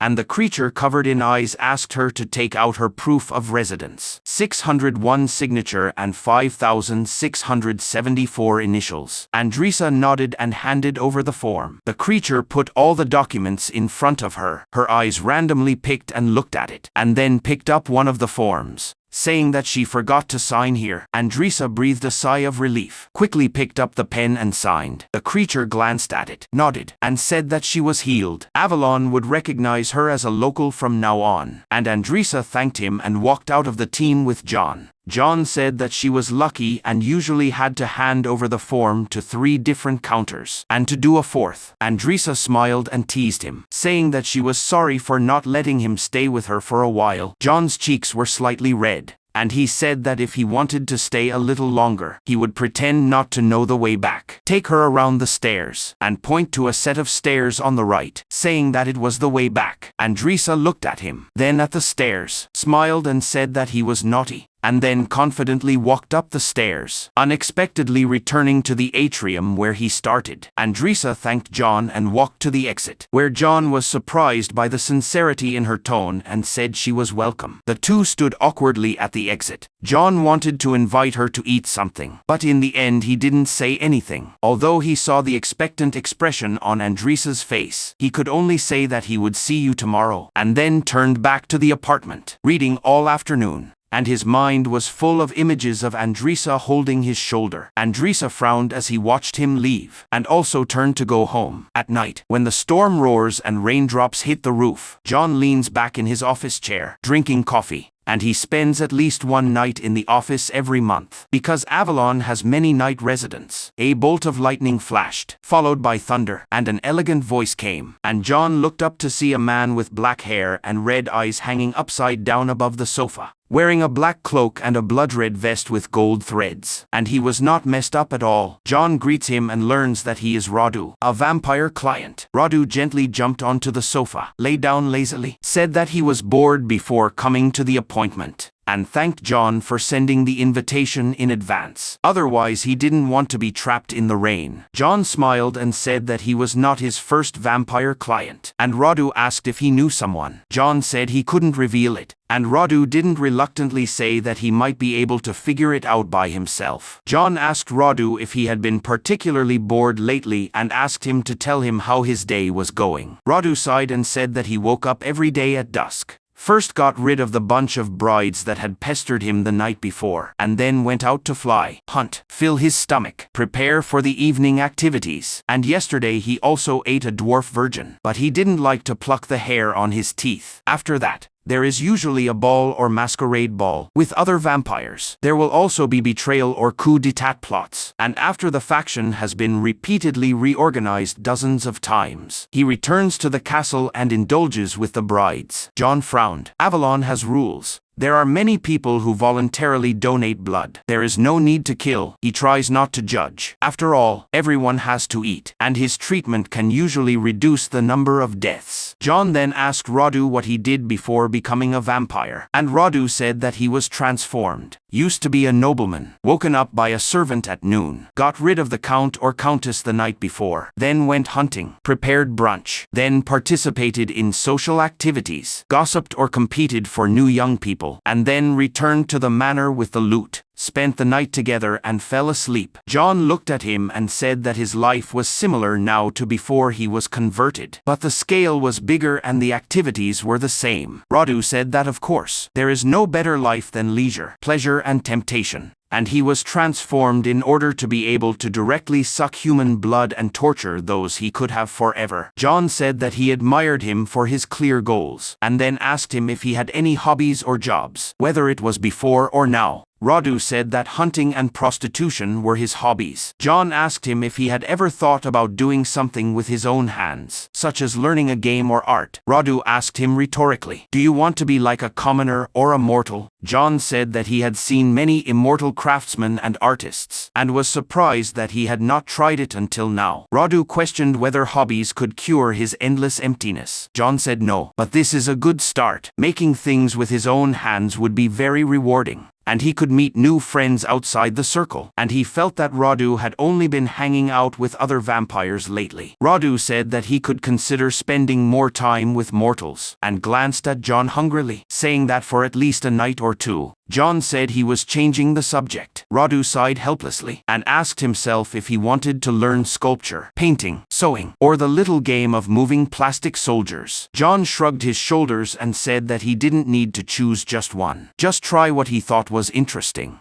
And the infinite library had night time to help him find a new direction. Radu tapped his fangs with his nails and pondered for a while, saying that he still continued to have sex and drink blood, and was not suitable for hobbies. John nodded, saying that he could only give advice, and how to choose was his business. But he was very frustrated. John asked him again if he was close to any vampire groups, or emotionally close people, and Radu said that he had hardly been close to anyone, and that it was too stupid to let others get close, and he would soon be fascinated, and although it was fun for a while, he would soon get bored. John asked him where he was a mortal again. Radu scoffed, pointed at John. John sighed, stood up and opened the door, saying that he felt he couldn't help him unless he was willing to listen to him, and said that he still had clients coming, wishing him a happy tonight. Radu levitated, walked to the door, smiled and said that it might be better to have multiple people to accompany him, and showed his fangs. John shook his head and said that he didn't date customers, even if they were never seen again. Radu said it was a pity, and then disappeared in lightning and thunder. John closed the door and returned to his desk, suddenly feeling that he was not so different from Radu. He also got up at the same time every day, wore the same suit, went to the same bakery, and walked the same street, which was why Katrina left him. He sighed, hoping that the next customer would come soon, so that he could focus on other people's problems and not think about his own. John was awakened by the scent of bagels and coffee, and a delicate red hand tapping his chest gently. He sat up abruptly and found himself asleep on the sofa in the office, covered with a blanket, with Andrisa standing beside him.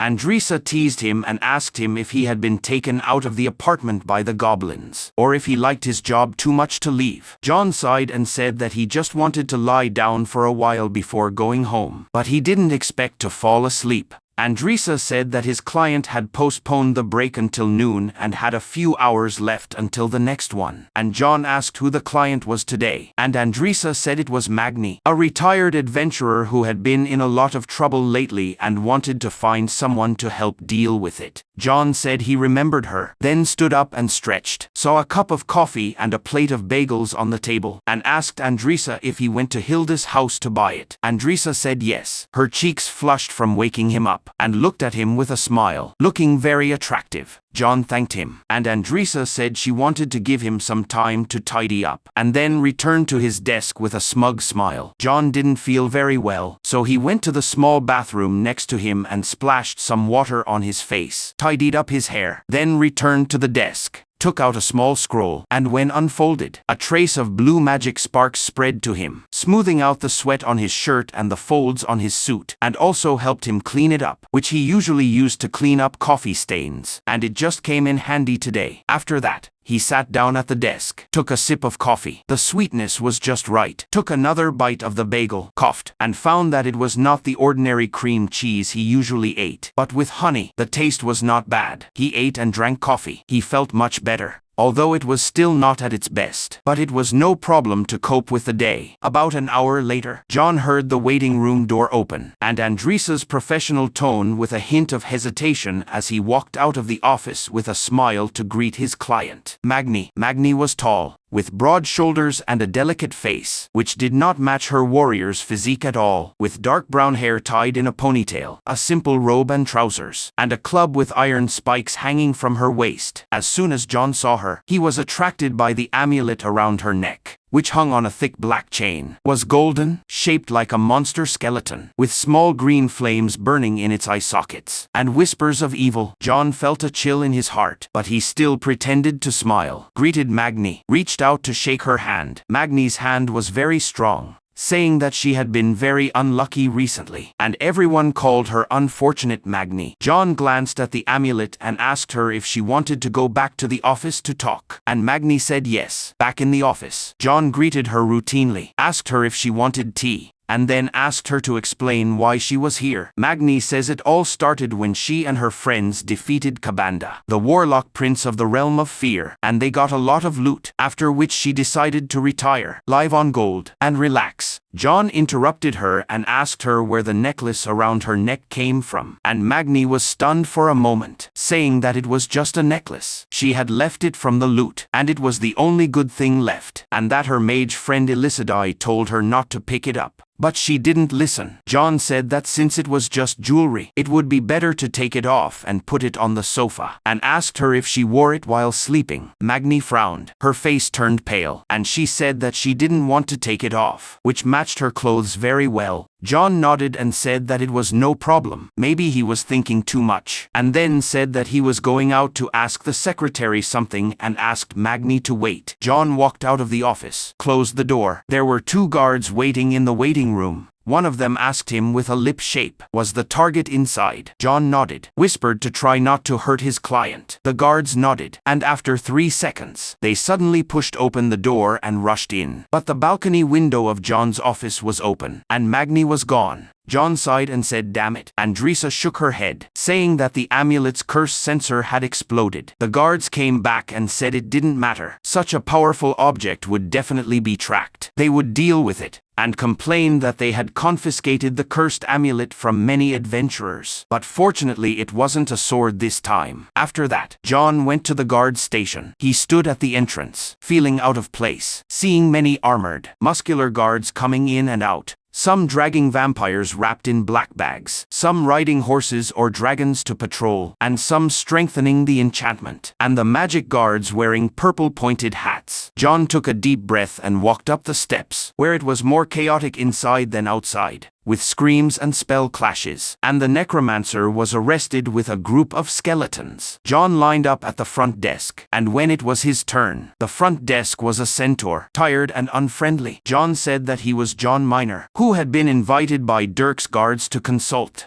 and Dirk had previously helped him deal with a client with a cursed amulet. The centaur said he knew, then yelled at Dirk, saying that the brain expert was coming, and John was startled and didn't expect to be called that. Dirk appeared from the corner, saw John smiling, pulled him away, and exchanged words with the centaur. Dirk walked John through the corridor. The corridor was much quieter than outside. Dirk said that it was very busy outside. Usually it was not so busy until Holotide. John smiled and said that he thought it was like this every day. Dirk said that if it was like this every day, he would have gone to the tavern to mop the floor. The two walked to the end of the corridor. Dirk stopped, saying that he forgot to tell John the specific problem. John said that Dirk had said before that there was a person with delusion. Dirk nodded, saying that the person was actually not dangerous, but for his safety, he could only be locked in a cell. The man always tried to run into the woods to fight, and said that he was brushing the level. He thought John could help, and John said he could try. Dirk nodded, opened a large room. Inside was a row of separate cells. They passed a one-eyed dwarf. The man made a gesture of cutting their necks at them, and then passed a succubus, who was tempted by the railing, and finally came to a cell where a man sat cross-legged, as if meditating. Dirk knocked on the railing, called him Jack, said that he had brought someone to talk to him. Jack said wait a minute. He wanted to deepen his understanding of blunt force, improve the power of his fists, and said that his status chart showed that it was almost ready. John waited for a while, looking at Jack, who was wearing jeans and a shabby t-shirt. His long brown hair was about to turn into a braid, and suddenly he opened his eyes, stood up and waved his fist in celebration, and exaggerated shouted ding, saying that he had improved his attributes through meditation, and maybe he could use meditation instead of sleep in the future, and the progress would be faster. John saw Jack's bloodshot eyes and immediately knew that lack of sleep was definitely not a good thing for him. John greeted Jack and said that he was John, and Dirk asked him to come and talk to Jack, and Jack said it was great, hoping that John could persuade Dirk to let him go. He is improving quickly now, and he will improve faster when he leaves here. John vaguely said that it might be possible, and then asked Jack what he meant by progress. Jack closed his eyes and began to read his attribute panel, saying that his name was Jack Onasa, human. The occupation was the greatest power dragon warrior who saved everything, level 2, and also read a bunch of strength, agility, endurance and other data. John quickly interrupted him. saying that he understood. He could see that Jack was really hallucinating, imagining himself as a character in the game, and even remembered the punctuation marks on the panel clearly. So you mean, you can see your own attribute panel and tell you how powerful you are with numbers? Yes. The system shows it. I feel like only I can see it because I was chosen to do great things. Otherwise, I wouldn't have been pulled here because of our world. Are you an Earthling? John asked. Me too. In fact, we Earthlings have come a lot. How it's a pity that the universe has taken so many detours to find a real hero like me. Indeed, it's a pity everywhere. John frowned. So you think you can increase your attributes and level up by fighting desperately? You always run to the suburbs just to fight, otherwise I have to let those numbers go up quickly. And it's best to find the ability to cheat, such as copying the enemy's power. Maybe it works, said John. So I'll go talk to Dirk and try to get it for you. You first go to the folding bed to meditate for a minute. Concentrate on how soft the mattress is, and think about how strong the attack power is before attacking. This idea is amazing. Jack lay down on the bed, closed his eyes, and snored within a few minutes. Dirk whistled. What a cow. I coaxed him to sleep all day. I've seen this before. John rubbed his eyebrows. I call it blue screen syndrome. And many people can't bear the pressure when they arrive in the new world. So they will see the world as a bunch of numbers, so that they can understand it better. Usually they die once or twice without waiting for my help. Oh my God. Can you cure him sooner or later? He can, but in the short term. He has to use his delusions to coax him and keep him healthy. Put a basin of bath water for him and tell him that he can increase his strength by soaking it. Make him a bowl of meatballs called essence stone, and then ask him to take the training sword and knock on the pillar outside for a while. I pooled some money and found him a place to live with other aliens. Okay, take your time. He's locked up in the detention room now. I'll just watch him here. Thank you so much. John shook his head. Seriously, the first time I encountered this kind of thing, I really believed that guy for a long time. Oh, is it really fake? No. There are so many new things here, and following his words is much more reasonable than saying that he is delusional. Of course, when his mind gets hot and fights with the Cyclops, the situation will be different. He was trampled to death almost, but he was quite happy when he died, saying that his durability has increased. When John woke up, he was still dripping. He covered his head with a blanket to hide from the water, but the blanket was also wet, so he had to give up, struggle to get up, and snort in pain. He didn't sleep well last night. His dreams were full of red shadows and monsters with spear tails. He couldn't remember the specifics, but he just didn't rest well. He tried to recall the words in his dream, but just as he was about to catch them, he forgot them all. He went to the bathroom to wash his face, brushed his teeth with potion, combed the knots in his hair, and forced himself to smile in the mirror, finding that it was much harder than usual, but he still practiced his expression. After all, he had to receive customers. He took a shower, and when he was distracted, he couldn't help but think about some worries, and the more he thought about it, the more depressed he became. His cat might have died on Earth, the clients he didn't help, and Katrina. He turned off the heating rune, and with a flush of cold water, all his thoughts were dissipated, and he quickly washed and dried it. He looked at the closet, and none of the rows of green suits were pleasing to the eye, and caught a glimpse of the blue helmet that Katrina gave him, which was very good looking and could change his style. But when he thought of Katrina, he was upset again. She was probably lying on some endless beach, and she had a new experience every day. He shook his head, knowing that he shouldn't think about these negative emotions, but his mind wanted to go against himself. He didn't wear clothes for the time being, lay on the sofa. Anyway, there was still time, and he was not in a hurry to go out. His clients try new things every day, challenge themselves, take risks, and get better and better. Nost overcomes agoraphobia. Renee starts dating, and Sarah tries new subjects. If he had left with Katrina, maybe he could have had a different life. Is he really at a low point? As Katrina said, he didn't dare to think deeply, but he still got up and went to the closet to get a suit. He had his own problems to solve, and the customers also needed his help. Dressed and walking down the steps of the apartment, he felt better, dodged a few branches to be trimmed in the stairwell, and began to walk to Hilda's house in the morning. The street is quite smooth, and the main road is blocked by a giant snail, and the snail still carries the apartment building where the brownie lives on its back, but it gives everyone more space to walk.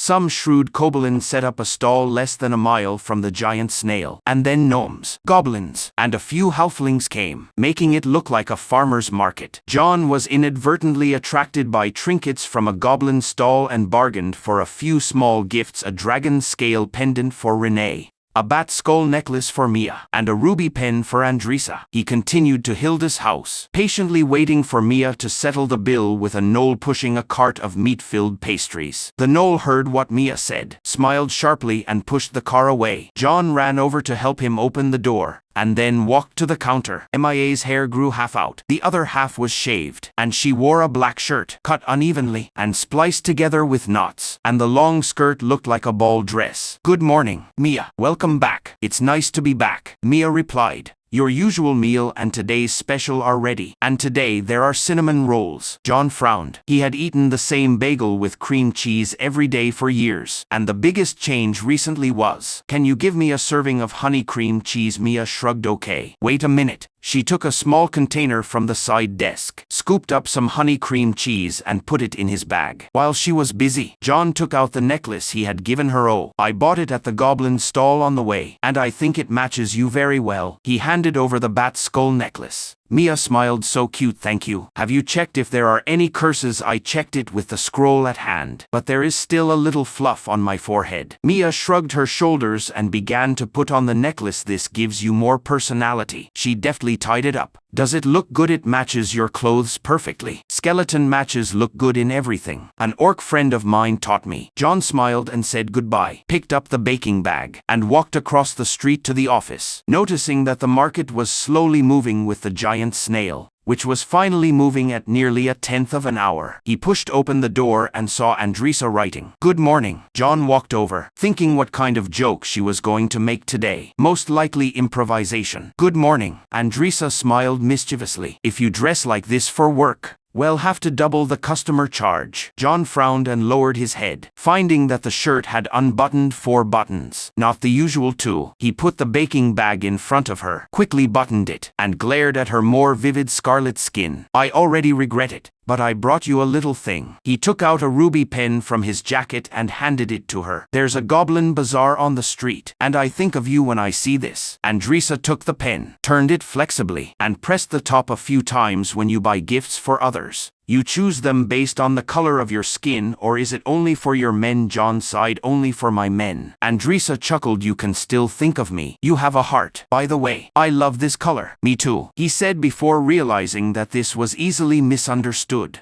Andrisa's face was almost the same color as the pen, and she looked at him with a smile. "That." John hurriedly changed the subject. "What customers are there today?" "Today we have Renee and Ben, and the rest are your usual old customers: Troy M. O, Lynn Maley, and Stevie M. B. "Okay, perfect. Want coffee?" "Trouble," she said, handing over the mint green coffee cup that had been on the table yesterday. John nodded and walked into the inner office. Although it was a little emo in the morning, it was much better now, and after joking with Andrisa, all the worries were left behind. He started making coffee, sorted out the papers on the table, and poured Andrisa a glass after cooking, seeing that she had already added a few things to his schedule with a new pen. Putting down his coffee, he returned to his seat, took a bagel from his bag, smeared it with honey cream cheese, took a big bite, and smiled. Although he didn't choose to go on an adventure with Katrina, at least there was a new change in his life. As soon as John finished breakfast, he heard the door of the waiting room open, and he walked out and saw Renee exchanging pleasantries with Andrisa, holding a small hat in his hand. John smiled at him. "Renee, long time no see. Come in." "Thank you." Renee walked in with a smile. "When you're done, tell me about that Lizard Man restaurant I recommended last month," Andrisa said. "Okay." Renee nodded and walked into John's office. John knew without asking that Renee wanted to drink tea, and he knew what tea he drank and how to make it, so he subconsciously brewed a cup, added 2 sugar cubes and a small spoonful of honey that Renee was used to drinking, and waited for Renee to sit down and hand it to him. "Thank you." Renee took the cup and smelled the rich aroma of tea. He loved the strong blend, brewed as deep as coffee. He put down the cup and let the tea brew for a while. "Oh, I brought you something small too." John took out the small bag he had bought in the morning from from his desk and handed it to Renee. Renee took it and looked at him suspiciously. "It's a gift." John laughs. "Thank you, my friend." Renee gently set the bag aside. "I feel like your translation magic is about to fail." Renee nodded. "I know. I've always wanted to check it out. You can open it now."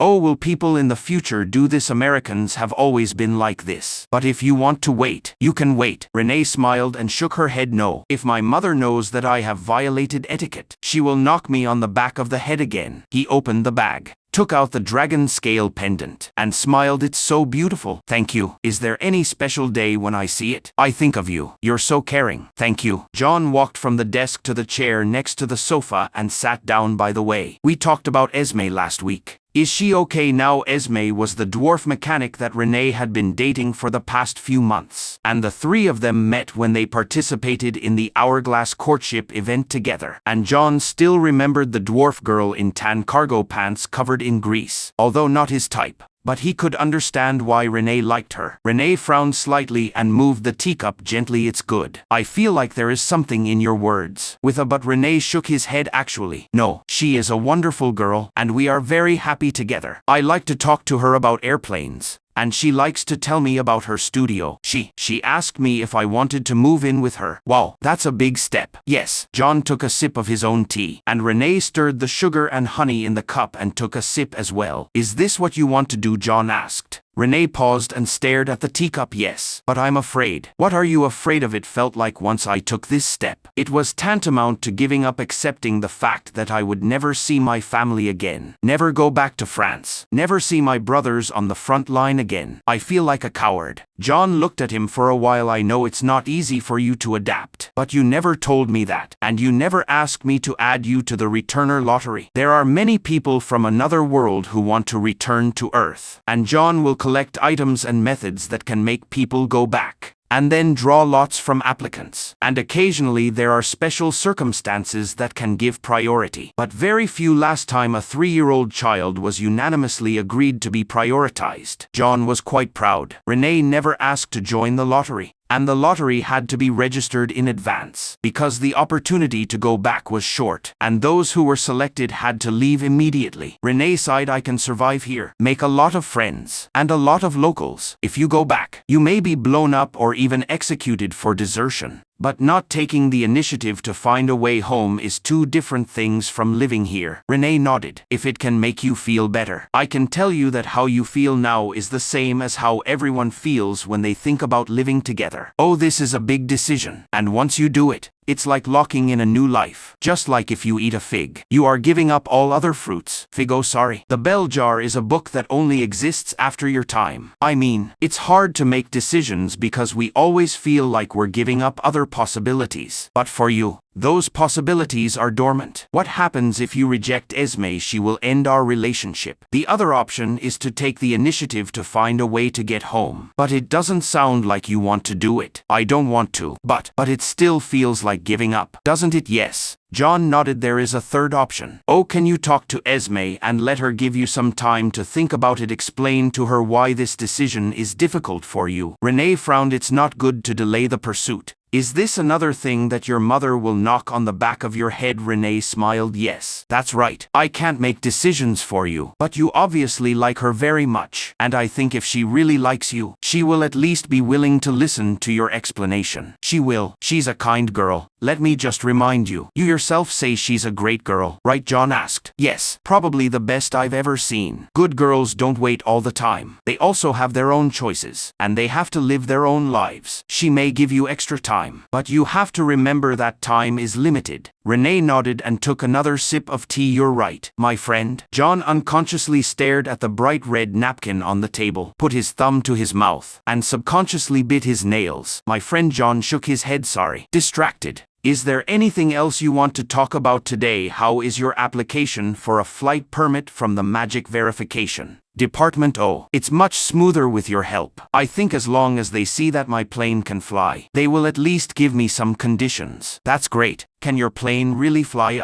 This is another reason why I don't want to lose Esme anytime soon." John smiled, and for the rest of the time, they worked together on Renee's problems until the consultation was over. John sent Renee out, heard him chatting with Andrisa, returned to his desk, took meeting notes while unconsciously fiddling with the red napkin, took a deep breath, threw the napkin in the trash, and went to make another cup of coffee. John yawned, thinking about what to eat for lunch. He hadn't spoken to Renee for several weeks. The morning client was almost finished, and he had to see Nost and Valen in the afternoon. And he had a vague prophetic dream that the last client of the day would be inexplicable. There were no new customers, but it also made him breathe a sigh of relief. Andresa helped him organize his schedule efficiently so that he could help more people, but he felt like he was reaching his limit, either scheduling consultations on weekends, or doing some time magic, or buying a bottle of replica potions to receive more clients. But none of this was attractive and only made him more tired. He got up from his desk and walked to the door, wanting to ask Andresa if he wanted to go to the street corner to eat troll stew together. And as soon as his hand touched the doorknob, he found that the doorknob was being held. And he almost bumped into Andresa face down. She was holding a letter in her hand, holding him in time and not letting him fall on her. So anxious to run out, so tired from work today, Andresa asked with a smirk. No, I remember knocking on the door before asking the secretary to come in. What are you doing? She asked, pretending to be innocent. And John frowned. I was about to go to lunch and wanted to invite you, but now I have changed my mind. Are you treating otherwise? Then I'll go. I was about to come in and deliver this letter to you, just sent by Pixie. John frowned and looked at the light pink letter paper, and found that the seal had been opened. He looked at Andresa. She was still smiling. He tore open the envelope, reading the delicate handwriting on it. Dear John,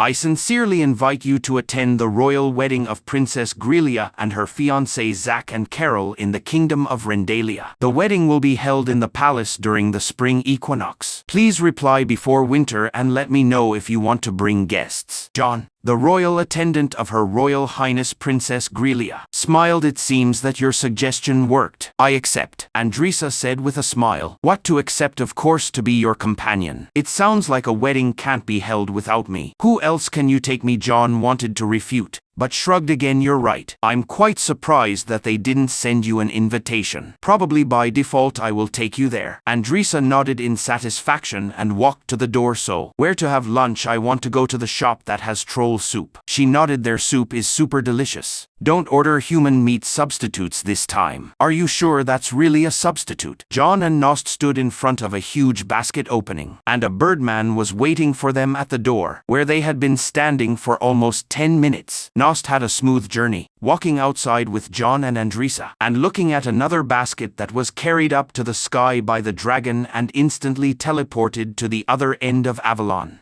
But now, Nost was trembling all over, and he didn't dare to put his foot in the basket. John patted him on the shoulder. It's okay, Nost. Your progress is already amazing. If you don't want to go forward, it's okay to take a step back. Your uncle and Andresa are all proud of you, and no one will be disappointed. Nost sighed, took a step back, and as soon as his tense nerves relaxed, he trembled even harder and began to sob. John gently helped him to the bench next to him, took out a magic self-cleaning handkerchief from his jacket and handed it to her. Nost took the handkerchief, blew his nose, wiped his tears, and took several deep breaths, following the method John taught. Treatment is never easy, John said, putting the folded handkerchief back into his jacket. Sometimes forward, sometimes backward, sometimes detouring. You've done a great job before, and now it's just a pause. I just want to. I thought that as long as I rushed one more time, I could get better and move on. I warned you before. Don't push yourself too hard. You've solved the problem of coming to me in the first place. You can work in your uncle's shop, only occasionally with a little trouble. Help your aunt buy groceries, and make friends in town. The important thing is to see what you have done and be tolerant of yourself. Okay, Nost nodded, breathing much more steadily than just now. Okay. We sat a little longer, and my calves were a little cramping. After that, go find Andresa, and he'll take you back to your uncle's shop. Not far away. Right, his calf is actually fine. He just wants to find an excuse to let Nost rest for a while. Not far. Nost sighed. I hope Andresa won't let me down. John smiled. No. You are probably her favorite customer, and she may be prouder of you than me. When they walked out, Andresa was not only blushing, but also on fire all over her body, as if she had absorbed too much anxiety, almost burning, her eyes like burning embers, and her skin like magma. But even so, she looked at Nost with concern. Are you okay? She asked in a worried tone. Are you okay? Nost asked with wide eyes. I'm fine, that's why I'm worried about you. After an emotional afternoon, John sits across from Valen the elven craftsman who has a crush on his dwarven colleague. They finished drinking tea and exchanging pleasantries as usual, and now sat face to face. And the atmosphere was a bit awkward. John sighed. Don't go around the corner. I'll ask directly. What new understanding do you have about yourself in the red light zone? Valen coughed uncomfortably and covered his mouth with his slender hand. I learned a lot. I was really attracted to female dwarfs, and I spent several nights venting all my emotions. So you think your attraction to that colleague is only physical because there is no emotion? It is unwise to pursue her. No. Even though I have gotten along with so many similar women, I still can't help but miss her. She was very difficult to deal with. Never let me do what I wanted, and we could argue for hours. I am usually obedient to my boss and customers, but when I talk to her, my heart is like a furnace, and every word she says makes me angry, and I can't wait to shout on the mountain. No one has ever made me feel that way. John nodded and took a sip of tea. It seems that the easy option has been ruled out, and you will probably have to take a difficult path. Difficult road. I think you have to think about telling her how you feel.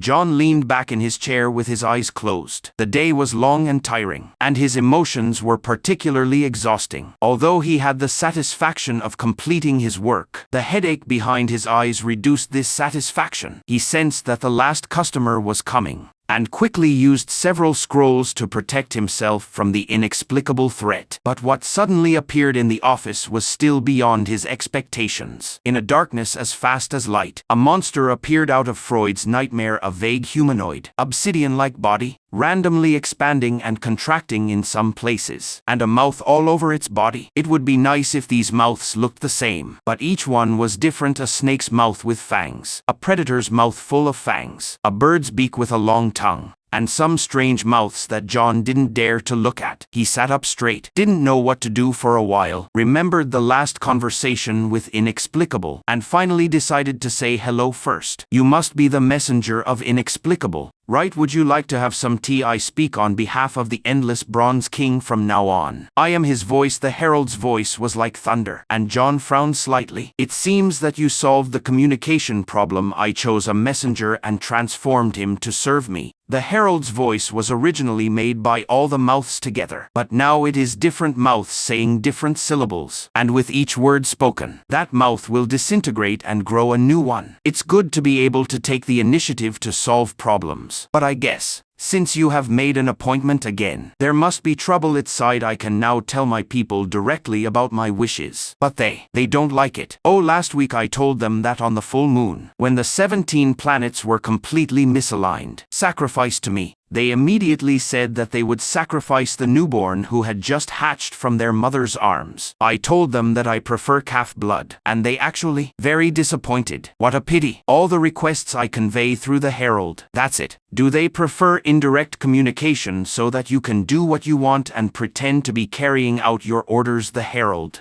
nodded. That's probably the case. They always like to choose the most violent way. When I stopped them, they were still resentful. Do you think they can let go of this? I can force them, but I have bound the will of trillions of people, and I hope they are willing to serve me, so that it will be more valuable. Have you ever thought about it? Looking for other followers you couldn't get in touch before, but now that you have a pioneer, you should be able to do it, right? I thought about everything, but not as often as others. I don't want to give up on my previous efforts, but you're right. Maybe I would simply let them explode to see who would investigate, and then use a series of dark and obscure clues to guide them to worship me. That's how I usually start over. I'm not urging you. You can confirm slowly. It's troublesome to take your time. I eat too much and annoy other outer creatures. The pioneer shut up for a moment and spoke again. Thank you. I helped me a lot. Sometimes it's good to listen to the perspective of mortals, but sometimes I really don't understand your morality and ideas. I can't understand you either. John sits in the atrium of the wizard tower, surrounded by the barbarian Nonok, the warrior Thor, and the thief Selena. There was little space here, and Thor pushed something delicate against the wall to make some space, finding a sofa and a few chairs, one of which complained about being sat on until Nonok shoved a pillow into its mouth. John was still recovering from the fatigue of the night shift. But the intervention was scheduled for noon, so he was not as tired as usual. He watched Selena pacing around the room. "Are you okay?" he asked. "Not good, of course not. We're going to meet a woman who can turn me into a frog. How could I be okay?" John shrugged. "Yes, but I still want to thank you." Obviously scared, and willing to come for friends. "I'm sure she'll be grateful too." Selena stopped and smiled slightly. "Well, I'm really brave. I just want someone to see it. Everybody saw that you had too many shortcomings." Nanak said, "I don't care about you. Calm down. We're here to help you, Min. I know everyone is anxious, but they have to be calm," Thor said, although his knocking on the table was so loud that John could hear it, drowning out Selena's words. "Thor is right. You arranged this intervention because you were worried about Yumin, and her hoarding disorder was out of control." Nanak nodded. "Nanak wants to help Yumin. She is a good friend." John nodded. "That's right. Have you done a lot of this?" Selena asked. "Yes, usually help dragons. But there are also many wizards." "Dragon, can you convince them to give up gold hiding?" Thor asked. "No. Hiding gold is usually not a concern for their friends and family. But the Tibetan princess, the Tibetan frog, and the Tibetan werewolf, that's different. I bet Yumin will soon turn us into frogs too, with those dragon frogs," Selena said. The door of the wizard tower creaked open,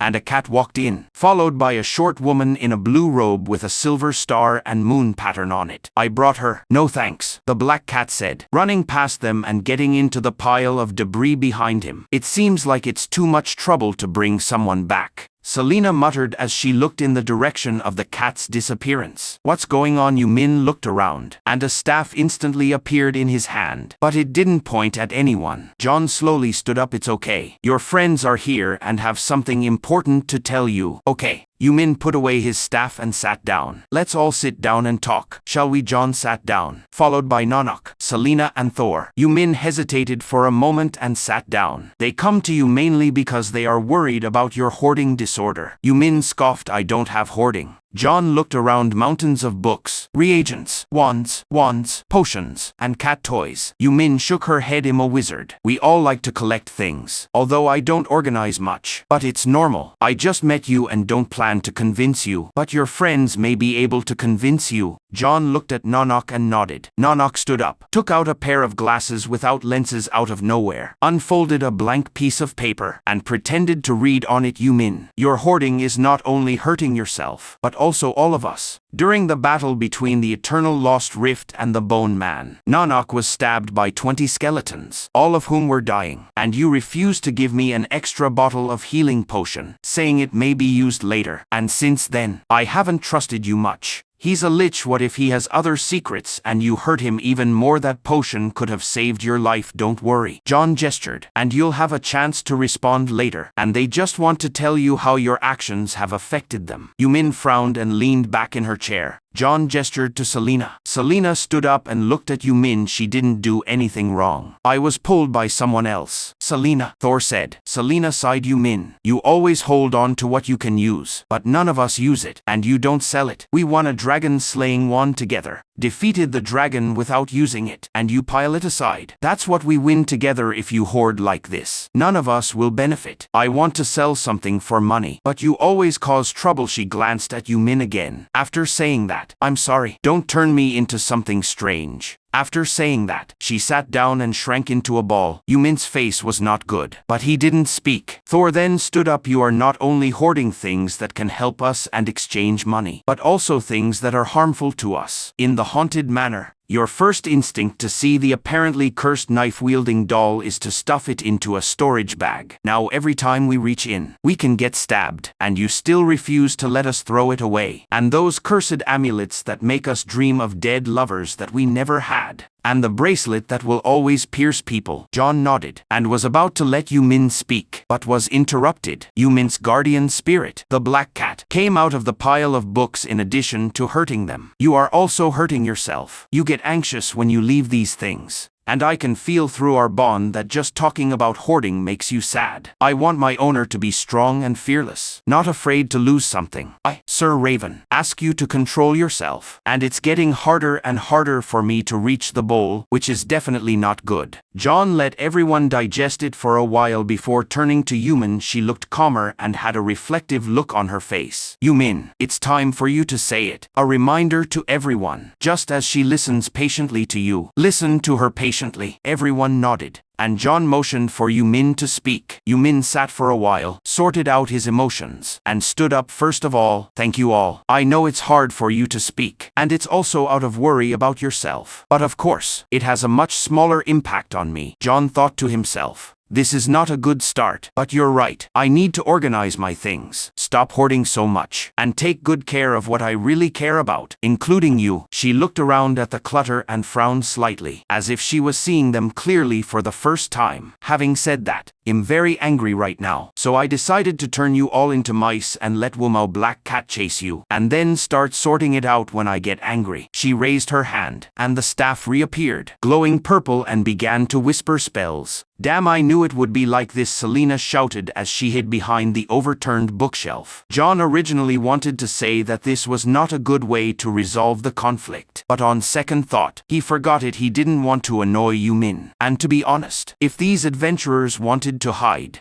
they could completely dodge, and he guessed that this was the way to solve the problem between them. "Wait," Yumin pointed at John, just in time for him to slip out. John responded politely. "If I need help talking about this in the future, can you help me?" John smiled. "Of course. I would be happy to." John sat in a hammock. Small drops of water from the leaves fell on his head. He gently pushed the leaves away, adjusted his posture, and stood up. He slept well last night and felt relaxed, which is rare for him. He stretched, his neck and back clicking comfortably, and walked towards the bathroom. After washing, he walked to the large wardrobe and took out a green suit with a small square pattern, as well as the white shirt he usually wore. He went out much earlier than usual, going down the stairs, out of the apartment tree, to watch the sunrise. The clouds were dark purple, and he saw many dragons, flying dragons, large birds, thunderbirds, and other flying Avalon residents spreading their wings. In the early morning, there were many bird residents who came out to do activities, and he especially liked a birdman woman, pushing a stroller full of ugly, fluffy chicks, and singing songs to soothe himself. Those ugly and cute little things always make people feel good. John walked along the sidewalk, enjoying the freshness of the morning, and actually looked forward to going to work. He had always been happy to help others, but today his steps were particularly brisk, and after thinking for a few seconds, he realized that he was actually looking forward to seeing Andrisa. He shook his head and had to admit that he had feelings for her, repeatedly confirmed, repeatedly doubted.